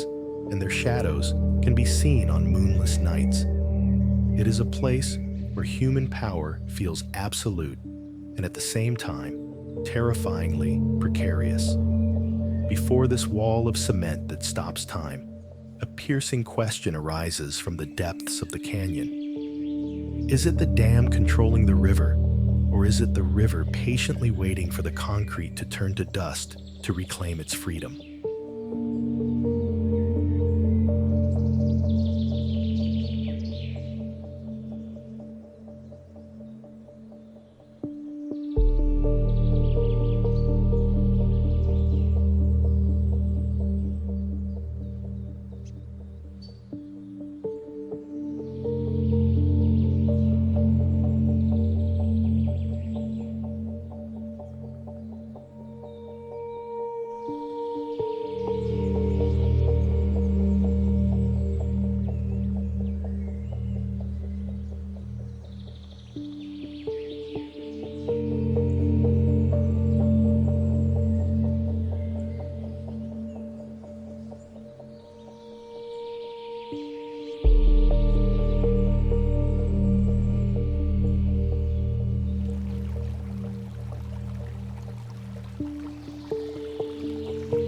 Danger! Do not underestimate the power of these locks, for they have swallowed thousands of lives in their creation, and today manage the commercial destiny of the entire planet. The Panama Canal is an 82-kilometer-long scar, crossing the Central American Isthmus, joining the Atlantic and Pacific Oceans since its opening in 1914. Its construction was a battlefield against yellow fever and indomitable geography, moving millions of cubic meters of earth to create an artificial lake that lifts ships toward the sky. Visually, the canal is an open wound in the neck of the earth, a gash of fresh water surrounded by a dense jungle that seems to want to devour the metal structures at every oversight. When the sun sets over the Culebra Cut, a coppery glow bathes the waters, evoking the blood and sweat of those who dreamed of uniting two worlds. Travelers are warned that the current here possesses a will of its own, and the locks function with a precision admitting no error. It is a sacred portal where man's technology has managed to bend the will of continents. Amidst this incessant transit of colossal vessels, a warning echoes in the humid air. Is this canal a path of infinite progress? Or is it a trap of ambition that climate change and lack of water could close forever?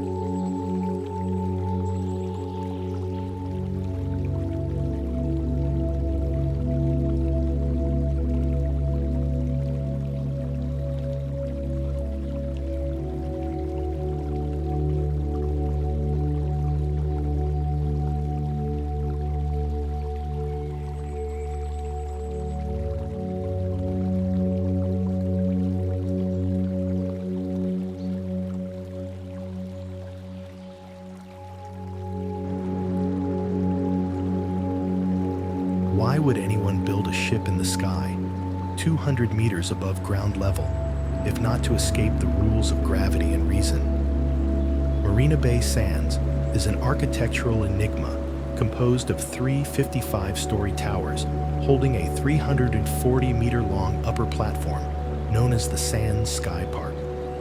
Opened in 2010 for $8 billion, it houses the world's highest infinity pool, a water mirror appearing to overflow into the abyss of the modern city. Visually, the complex manifests as a celestial vessel stranded atop three glass pillars, a structure dominating the Singapore horizon with an almost divine presence. The glow of millions of LED lights at night creates an atmosphere of absolute luxury and urban mysticism, a golden radiance that looks like an altar dedicated to the prosperity of the new century. Visitors say that at the edge of the pool, the wind whispers secrets about humanity's future and the fragility of material success. It is a place where man has decided to live above the clouds, ignoring the reality of firm ground. Before this palace of glass and steel, an existential doubt arises at the sky's threshold. Are we building a refuge for modern gods? Or are we recreating the Tower of Babel in search of a height that does not belong to us?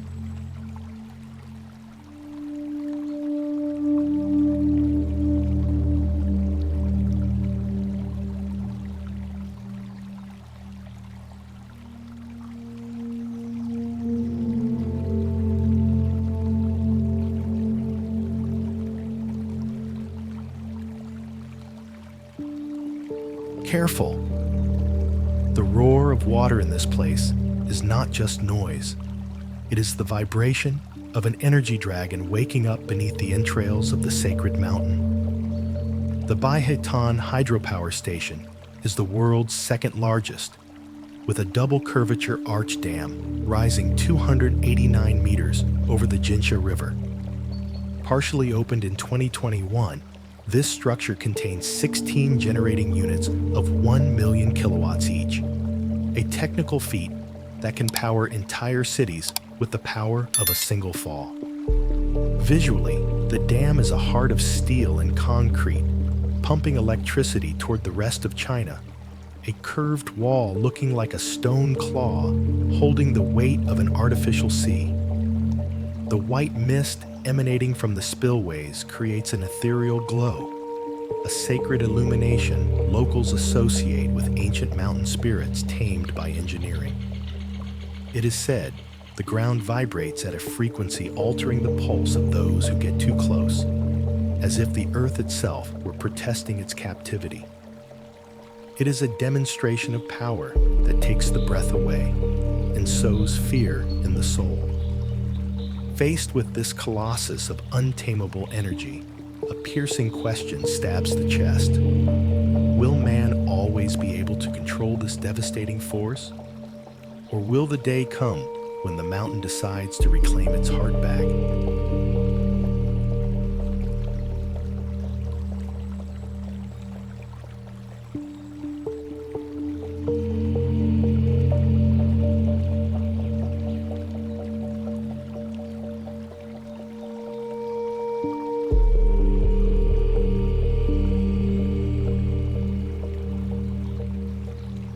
Behold the garden where iron breaths and light become the oxygen of a soul seeking reconciliation with a nature that no longer exists. Gardens by the Bay is a surreal vision of 101 hectares where botany merges with technology to create an artificial ecosystem of overwhelming beauty. Opened in 2012, its centerpiece is the super trees, vertical structures up to 50 meters covered in exotic plants that collect solar energy and rainwater to keep this glass paradise alive. Visually, the park is a forest of neon and steel, a cyberpunk jungle that seems transplanted from another planet to show us what the Eden of the future will be like. The emerald and violet glow emanating from the giant trees during the night show creates an atmosphere of sacred peace, an illumination purifying the vision and making us feel inside a lucid dream. Modern monks say walking among these structures is a way to cleanse the spirit of industrial pollution, finding a lost harmony between metal and green leaf. It is a refuge of silence and color amidst the chaos of the world. Before this perfect symbiosis of life and machine, a final question will haunt you in the dark. Is this garden the rebirth of Earth? Or is it the last artificial memory of a natural world we have lost forever?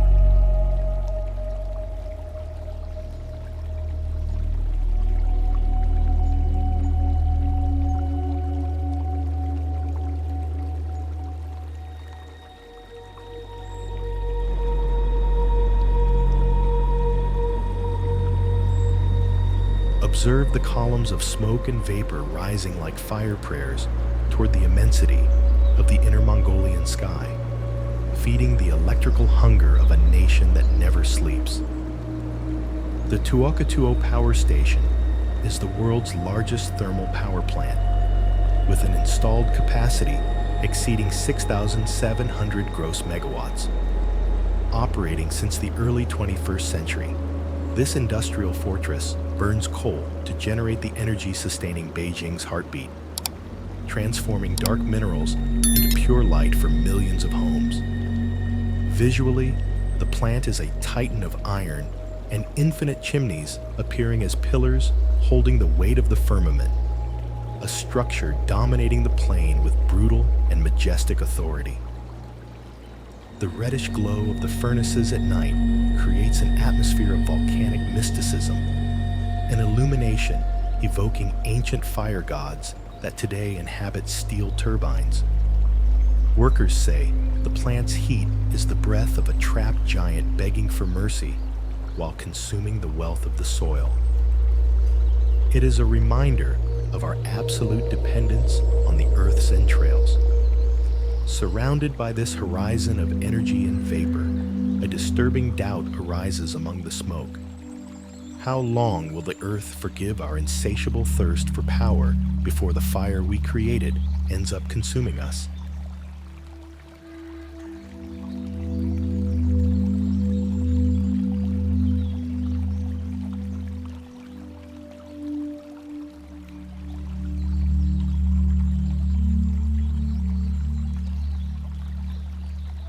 Two nations united by an asphalt snake plunging into the sea's depths to become a tunnel of light, erasing borders from the map and the imagination.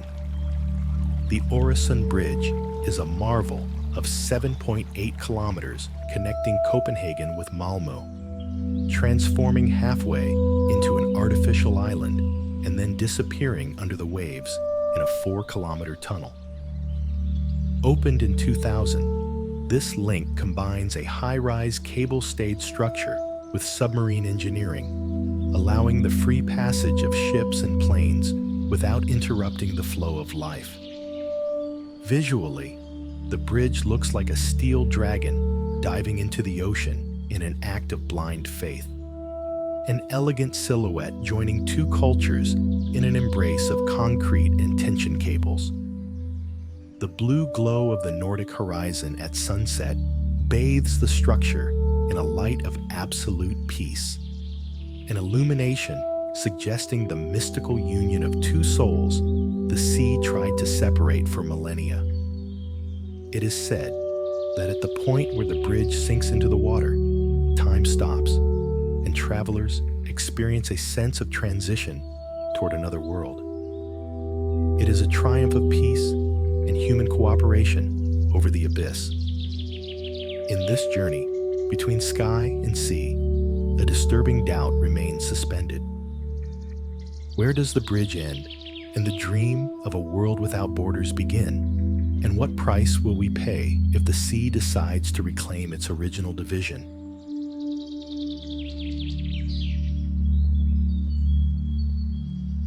Do not turn your back on the ocean in this place, for sneaker waves emerge without warning to reclaim the unwary toward a bed of black sand and frozen death. Reynisfjara is a setting of gothic and dangerous beauty on Iceland's south coast, famous for its hexagonal basalt columns looking like a giant church organ sculpted by volcanic fury. The black sand, formed by lava erosion, contrasts with the violent white of sea foam, creating a landscape appearing as the negative of a photograph of the end of the world. Visually, the beach is a dark scar on the Earth's skin, protected by the Reynisdrangar, rock pillars protruding from the sea like fingers of a drowned giant. Under the pale light of the Arctic moon, the glow of foam against black rock creates an atmosphere of terrifying mysticism. Icelandic legends tell that these pillars are petrified trolls who failed to hide before sunrise. In this corner, where nature has no mercy, a blood-chilling doubt arises among the wind. Is it the waves roaring, or is it the lament of spirits dragged to abyssal depths by their own curiosity?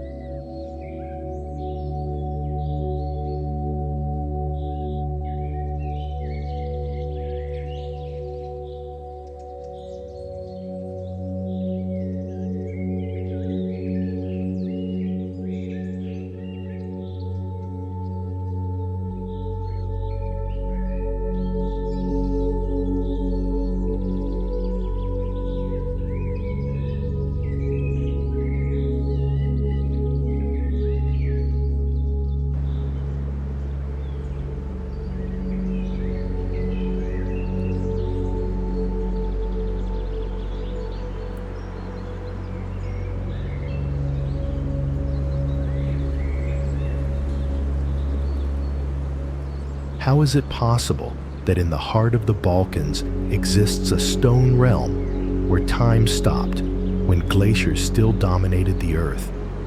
Durmitor National Park is a gem of the Dinaric Alps range, home to the Tara River Canyon, Europe's deepest, with a 1,300-meter vertical drop.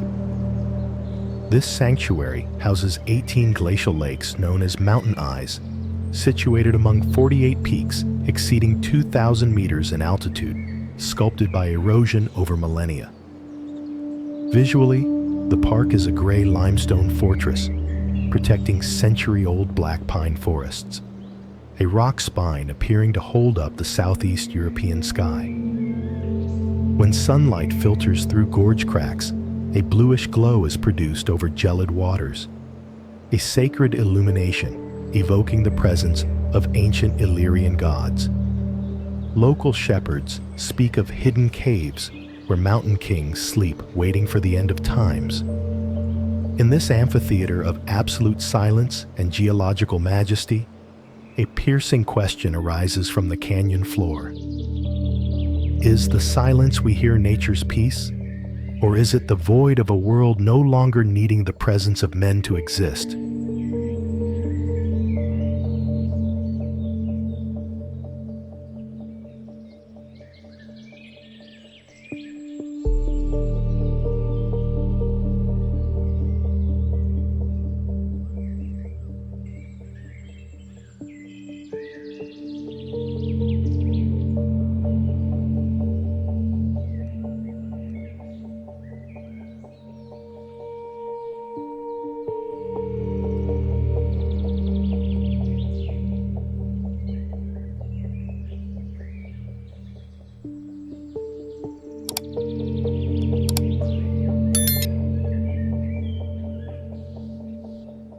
Behold the water mirror where fairy tales come true.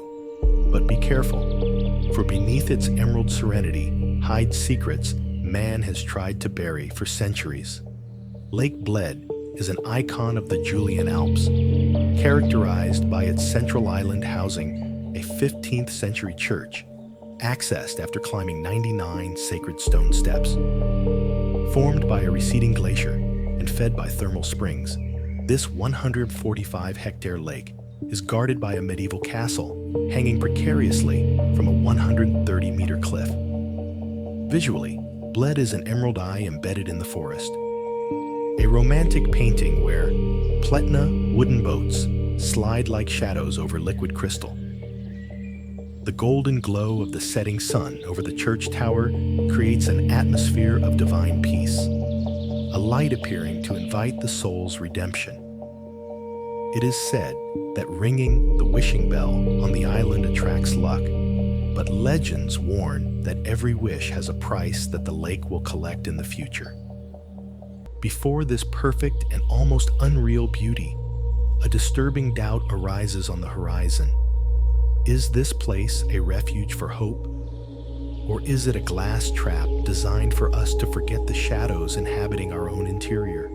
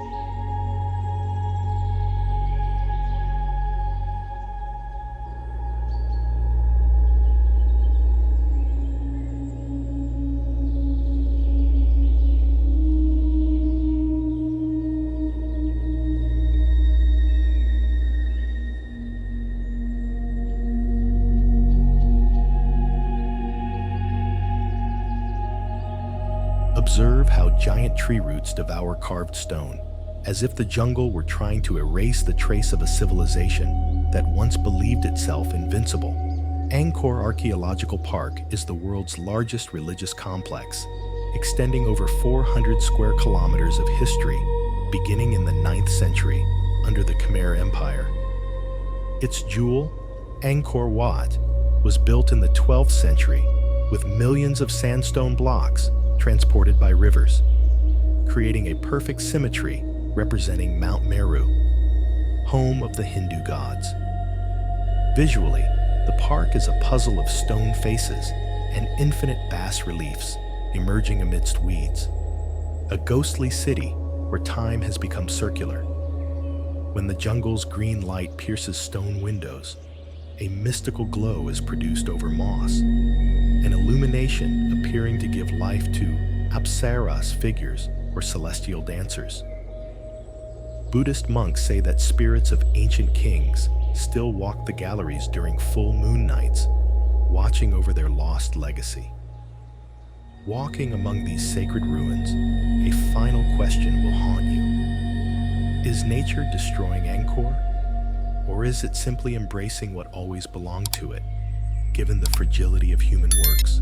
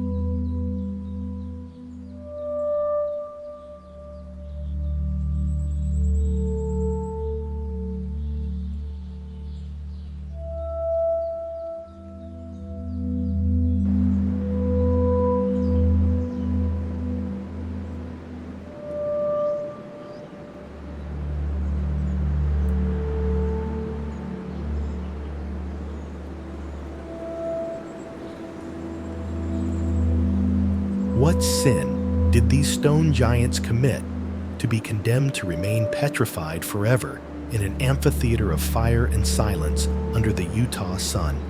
Bryce Canyon is not a traditional canyon, but a labyrinth of hoodoos or fairy chimneys, thousands of red, orange, and white limestone columns formed by erosion from ice and water cycles. Situated at 2,700 meters, this park houses the planet's largest concentration of these structures, some reaching the height of a 10-story building. Visually, the place looks like an army frozen in time, a stone orchestra changing color with violent intensity according to the sunlight angle. The incandescent orange glow during dawn creates an atmosphere of telluric mysticism. In illumination, the Paiute peoples identified with legend people, ancient beings turned to rock by a vengeful coyote. It is said that if you listen carefully, you can hear the crack of stone moving millimeters in the dark. In this desert of phantasmagorical figures, a disturbing doubt arises from the dust. Are these rocks just geological sediment, or are they living entities, patiently waiting for night to fall to recover their original form?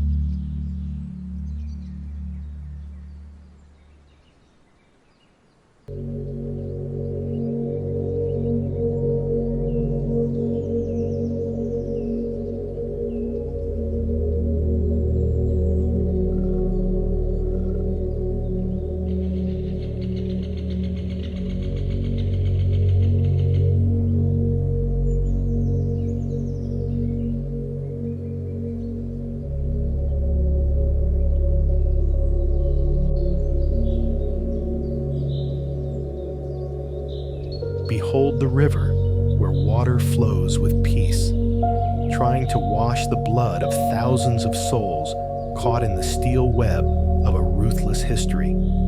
Kanchanaburi is world famous for the bridge over the River Kwai, part of the Death Railway built by prisoners of war and Asian workers under Japanese command in 1943.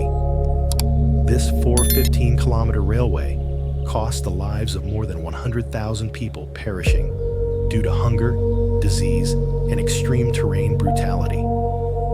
Visually, the region is an iron and wood wound embedded in a landscape of green hills and limestone cliffs, where rails look like rusted veins connecting past and present. The violet glow of sunset over the Kwai Yai River creates an atmosphere of melancholy mysticism, a light appearing to illuminate echoes of tools hitting rock. Local inhabitants say that soldiers' screams are still heard when thick fog covers the valley. It is a place of forced silence and deep respect for human sacrifice. Before this beauty bathed in tragedy, a piercing question arises in the humid air. Is it possible for nature to ever erase the pain accumulated in these lands? Or will the mark of suffering remain engraved forever in the river's memory?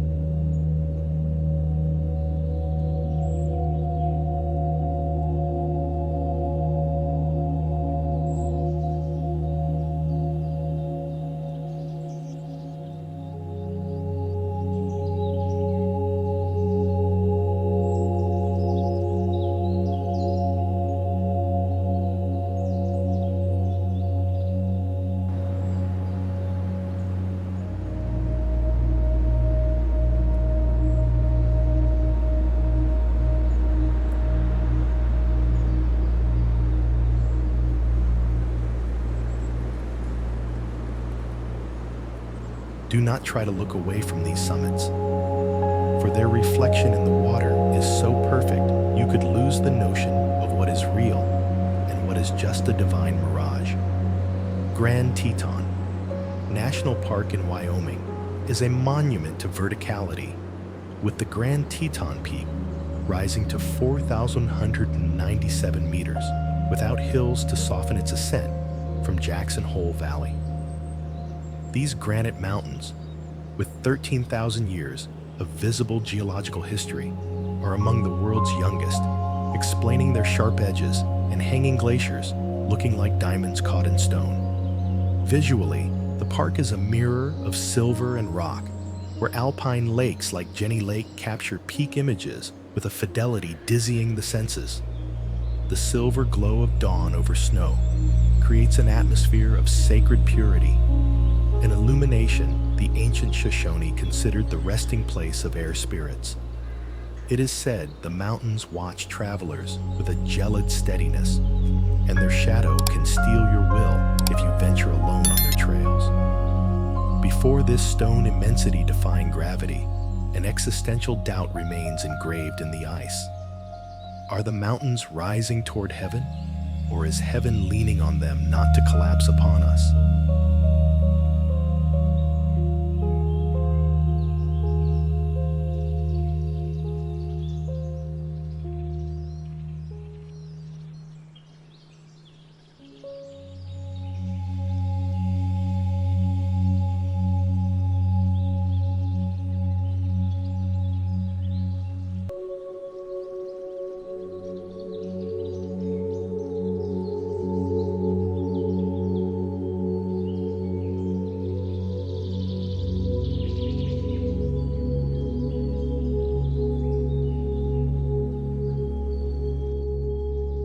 Would you dare walk through a stone forest in the middle of the world's largest desert, where rocks tell stories of a time when the Sahara was a green and fertile paradise? Tassili Najer is a sandstone plateau in Algeria, housing one of the planet's most important rock art collections, with more than 15,000 drawings and engravings dating back 10,000 years. These geological formations, wind eroded into ghostly arches and pillars, create a natural labyrinth the Tuareg call the Cathedral of Prehistory.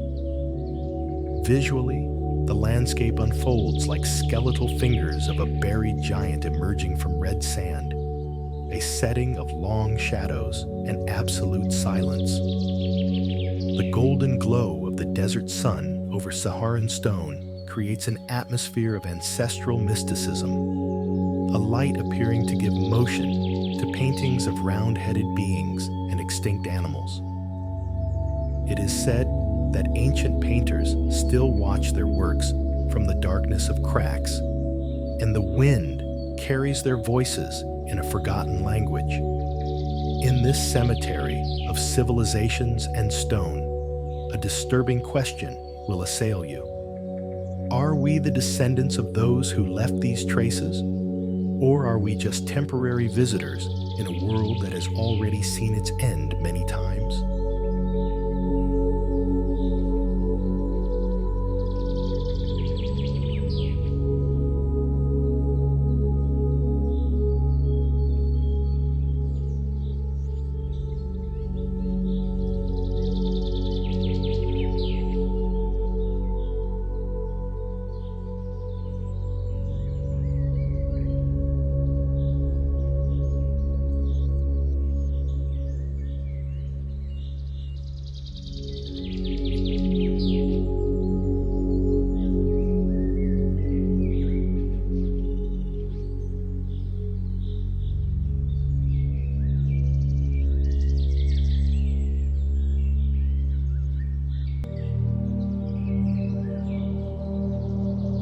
Do not shout at the bottom of this abyss, for the kilometer-high walls could return an echo not belonging to your own voice. The Sumidero Canyon in Chiapas is a geological wound opened by the Grijalva River over 35 million years, with vertical cliffs reaching 1,000 meters in depth. This tectonic fault is a biodiversity sanctuary where crocodiles and spider monkeys inhabit under the shadow of formations like the Christmas tree, a colossal moss and stone waterfall. Visually, the canyon is the open throat of the earth, a crack of dark rock and jungle vegetation appearing to want to close over boats navigating its channel. The deep green glow of waters contrasting with zenithal light creates an atmosphere of oppressive mysticism, an illumination recalling the mass sacrifice of Chiapaneca indigenous people who preferred jumping into the abyss over being submitted. Local legends claim the air at the canyon bottom is heavier because it carries the memory of the fallen. In this amphitheater of rock and water that takes the breath away, a disturbing question arises from the depths. Is the river the one that carved this escape path? Or is the earth the one that opened to hide the secrets of a people who never wanted to be conquered?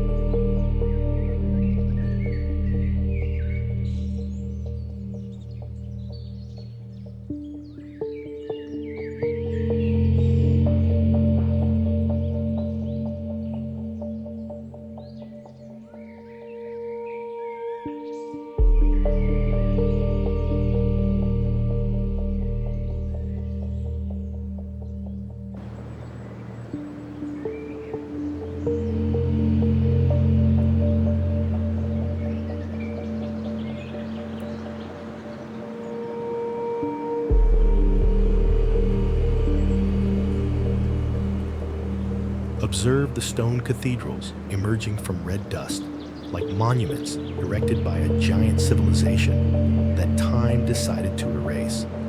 Monument Valley, situated on the Arizona-Utah border, is a Navajo Nation tribal park officially established in 1958, covering a vast expanse of sandstone plateaus and buttes reaching 300 meters high.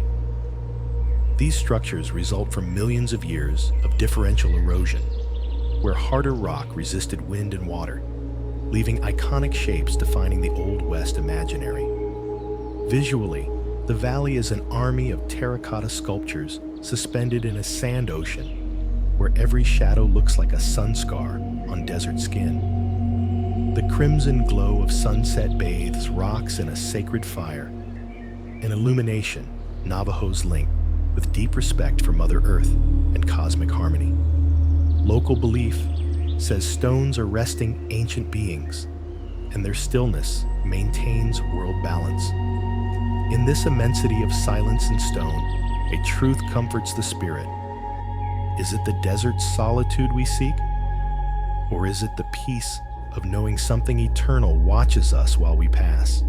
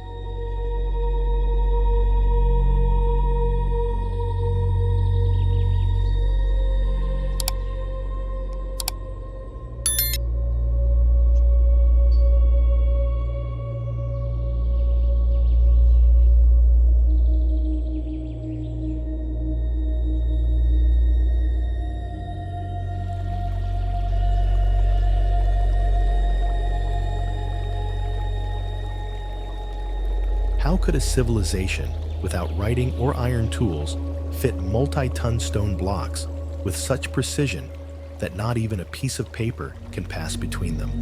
Machu Picchu is the energy center of the Inca Empire, a citadel built around 1450 at 2,430 meters in the middle of a tropical mountain forest. This historic sanctuary features more than 200 structures, including temples, residences, and advanced water canal systems, demonstrating technical knowledge defying their era's logic. Visually, the city looks like a granite crown emerging from clouds, a gray stone scar perfectly integrated into the Andean emerald green. The golden glow of the sun touching the Intihuatana, or place where the sun is tied, creates an atmosphere of absolute mysticism. In illumination, ancient Quechuas considered the contact point between sky and earth.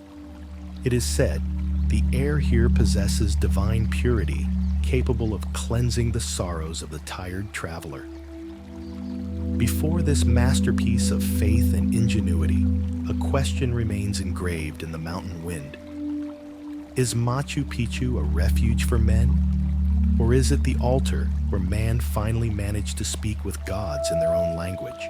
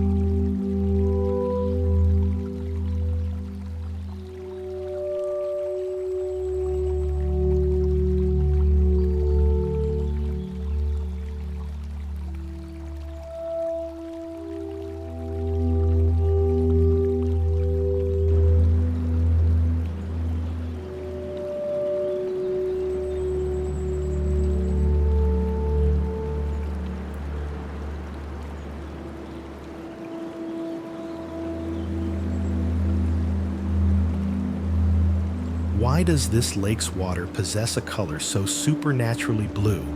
It seems poured directly from a celestial paint jar.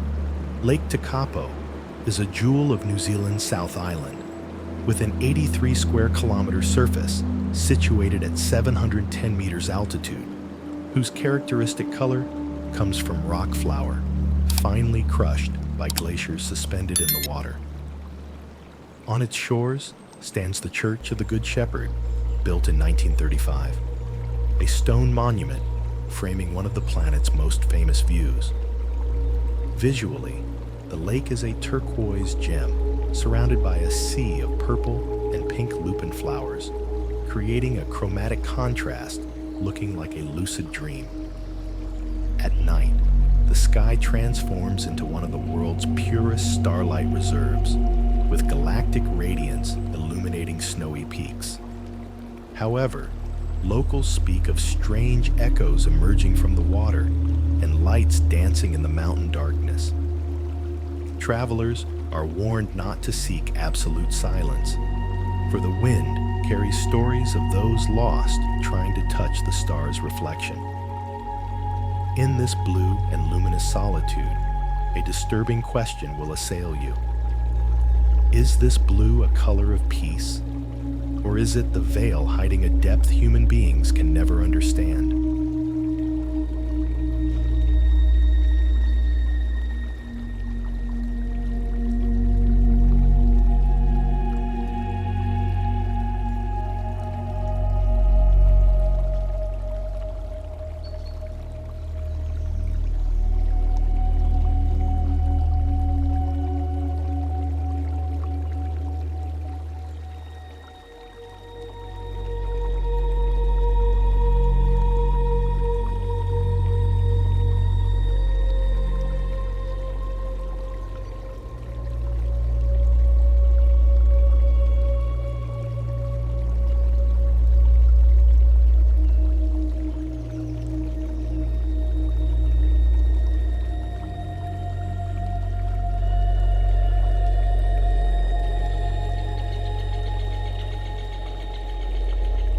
Danger.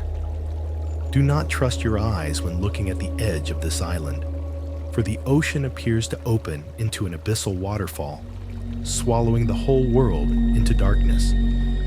This underwater waterfall off Mauritius's southwest coast is not a real waterfall, but a massive optical illusion created by sand and silt deposit movement, dragged by ocean currents into a trench over 4,000 meters deep.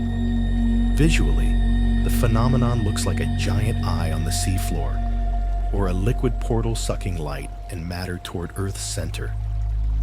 The cyan and emerald glow of shallow water contrasts violently with the abyss's black blue, creating an atmosphere of sacred terror and technical wonder. Local legends speak of an ancient mermaid guarding the entrance to this submerged realm, and warn that shadows moving under the surface are not always fish. It is a visual warning that nature can deceive even the wisest. Observing this sand and mystery whirlpool from above, a warning will chill your blood. Is this a simple optical illusion, or is it the notice that the ocean is starting to devour our own reality's foundations?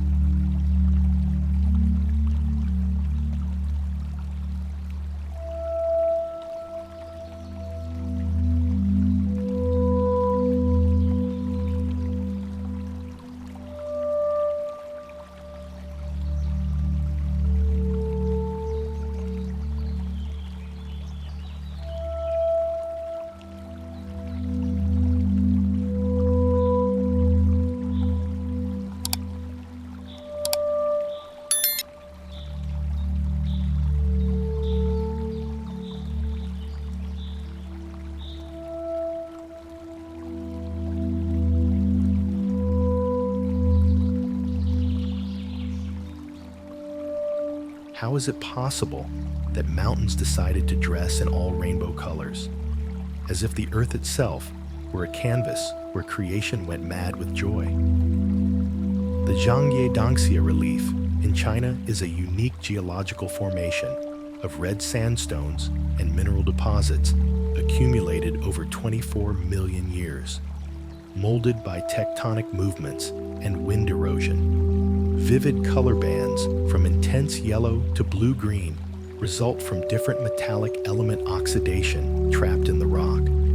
Visually, the landscape unfolds like colored silk waves covering hills, a god's palette appearing to vibrate with its own energy. Sunlight glow after rain intensifies colors to an almost painful point for sight, creating an atmosphere of absolute visual mysticism. However, the ancients said mountains change colors to trap curious travelers' souls, and their shapes are never the same twice. It is warned that he who walks these paths may lose notion of what is real. Before this millenary pigment spectacle, an existential doubt arises among rocks. Are these colors a nature's gift, or are they a bright warning that the earth possesses a beauty not belonging to us?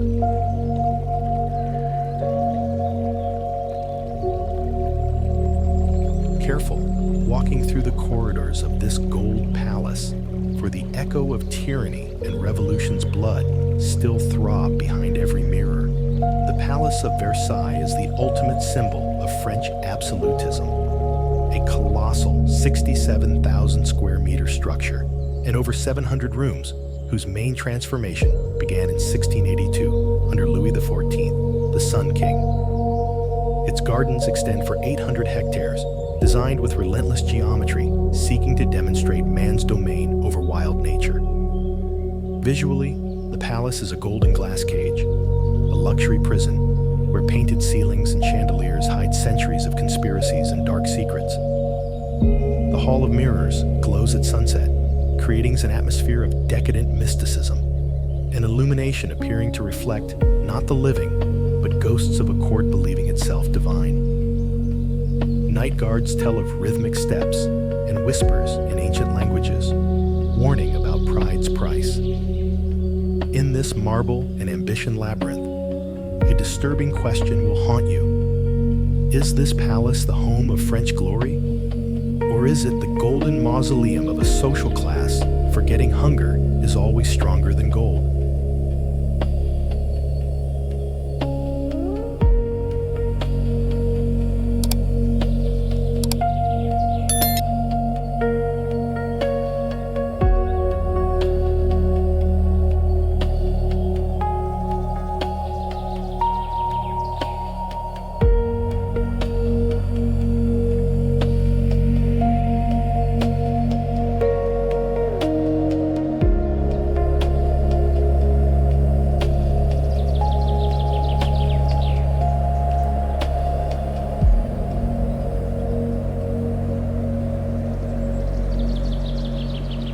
What secrets are hidden at the point where two colossal oceans clash with a fury that has sent thousands of ships to the dark abyssal bottom? The Cape of Good Hope, situated at the southern tip of the Cape Peninsula in South Africa, was originally baptized Cape of Storms by Bartolomeo Diaz in 1488 due to hurricane winds and treacherous currents. This nature reserve is the mystical meeting point between Indian Ocean warm waters and Atlantic cold currents, creating a biodiversity and climate violence ecosystem without comparison. Visually, the Cape is a granite fang defying giant waves, a black rock frontier surrounded by white foam, appearing as Earth's sweat in its struggle against the sea. The sea horizon violet glow creates an atmosphere of epic solitude, an illumination evoking the Flying Dutchman legend, the ghost ship condemned to sail these waters for all eternity. Sailors who warn the sea roar here is actually the lament of shipwrecks that never returned home. In this world's end, a piercing question arises from the depths. Is this cape a door toward discovery? Or is it the last notice that the ocean is a god admitting no conquerors?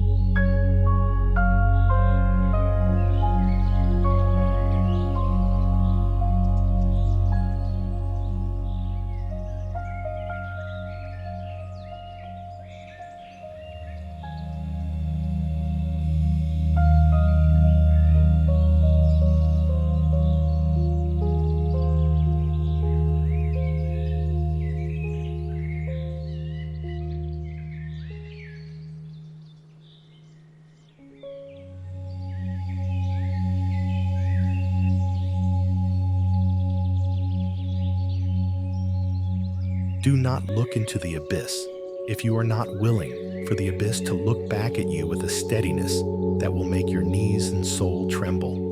Lysefjord, whose name means light fjord, is a 42-kilometer-long geological wound carved by glaciers, with granite walls rising vertically over 600 meters over deep blue water. Its most famous attraction is Preikestolen, or the pulpit, a 25 by 25 meter square rock platform hanging over the void without any railing protecting the visitor. Visually, the fjord is a stone and water cathedral, where mountains look like giant axe cuts trying to trap the Nordic sky between gray walls. The light pale glow reflects on the water surface, creating an atmosphere of gelid mysticism, an illumination ancient Vikings associated with the god's threshold. Climbers tell stories of shadows jumping ridge to ridge and whispers inviting to take one more step toward nothingness. It is a place where human fragility becomes unbearable. Before this terrifying verticality, a blood-chilling doubt arises from the silence. Is it the fear of falling we feel? Or is it the irrational desire to fly that draws us toward the precipice edge?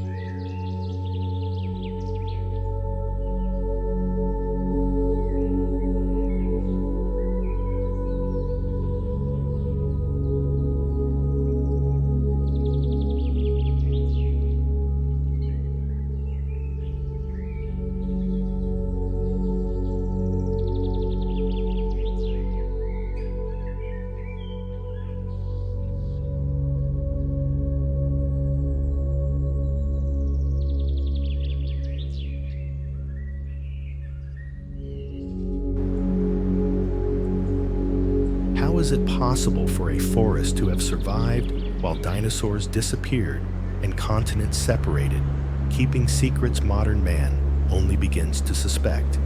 The Daintree rainforest in Queensland is the planet's oldest tropical humid forest, with an estimated age of 180 million years, making it a living museum of terrestrial evolution. This unique ecosystem, declared a World Heritage Site, is home to species existing nowhere else, including the cassowary, a prehistoric bird appearing as a guardian of forgotten times.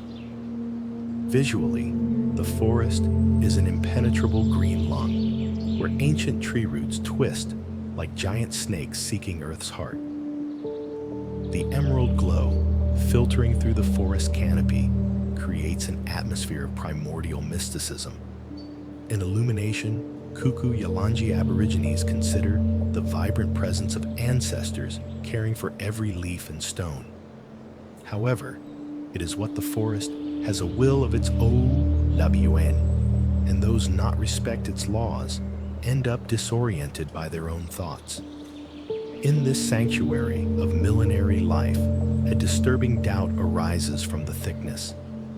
Is this forest a biodiversity refuge? Or is it the place where nature waits patiently for humanity to disappear to cover the whole planet again?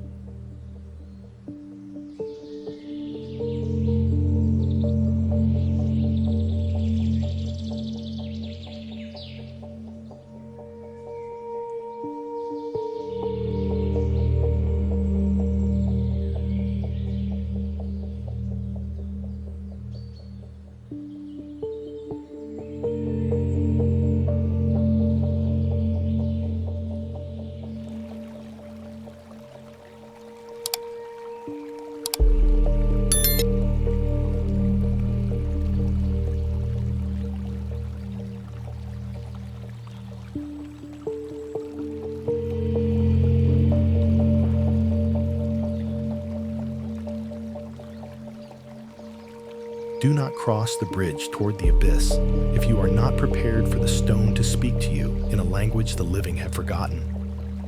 The Sanctuary of Las Lajas is a neo-Gothic marvel built between 1916 and 1949, suspended 100 meters high over the Guaitara River Canyon. This structure defies all architectural logic, for its main wall is the very mountain rock where, according to local faith, the Virgin's image appeared in 1754. Visually, the basilica looks like a white lace crown embedded in a green giant's throat, a spectral apparition joining two cliffs through a stone bridge vibrating with wind force. At sunset, stained glass glow projects, long shadows appearing as Gothic figures walking over the void, creating an atmosphere of oppressive mysticism and heavenly beauty. It is warned that echoes in the canyon are not always natural, and the mountain reclaims silence from those visiting. In this corner, where architecture embraces the precipice, a disturbing question arises from the depths. Is faith what holds this stone mass over the abyss? Or is it the abyss allowing the basilica to exist to remind us of our own fragility?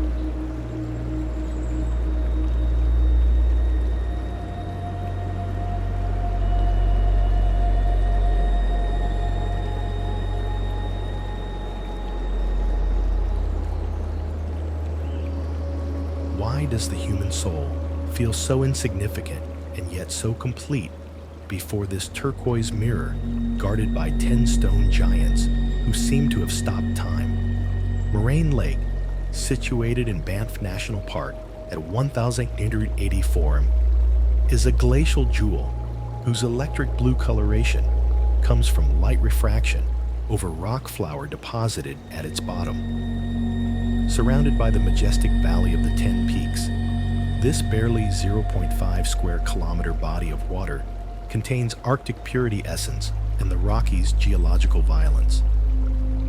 Visually, the lake is a liquid crystal eye, capturing snowy summit images with fidelity dizzying the senses, surrounded by stone screes looking like scars on Earth's face. The bluish glow emanating from water during dawn creates an atmosphere of pure mysticism, an illumination ancient explorers considered mountain spirits dwelling. It is a place where silence is a physical presence, cleansing the spirit of modern world noise. Before this perfection defying any description, an existential doubt remains engraved in water. Are we the ones observing the lake's beauty? Or is the lake the one that has been waiting millennia to reflect our existence's truth?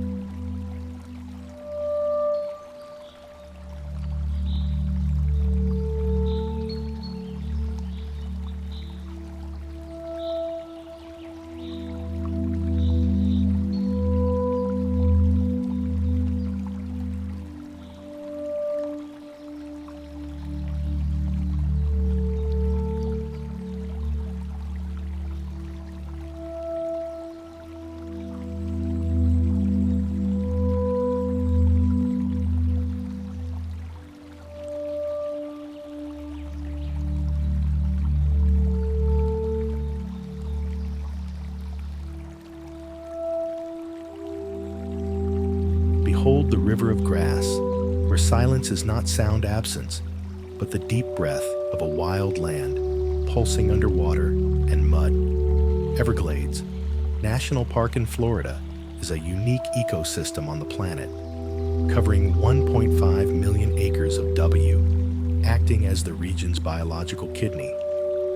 Declared a World Heritage Site, this sanctuary is a mangrove and sawgrass prairie labyrinth, serving as refuge to alligators, panthers, and biodiversity appearing as if from the Cenozoic era.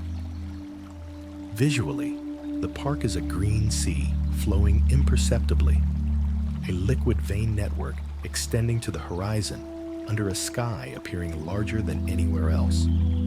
Silver flows over swamps at dawn, creating an atmosphere of primordial mysticism, an illumination that Seminole peoples considered the manifestation of spirits protecting hidden life. It is said water here has memory, and wind among cypresses tells stories of a land refusing to be conquered by man. In this survival and stillness corner, a final question arises from the thickness. Is this swamp nature's last indomitable refuge? Or is it the mirror showing us the future of a world we are forgetting to protect?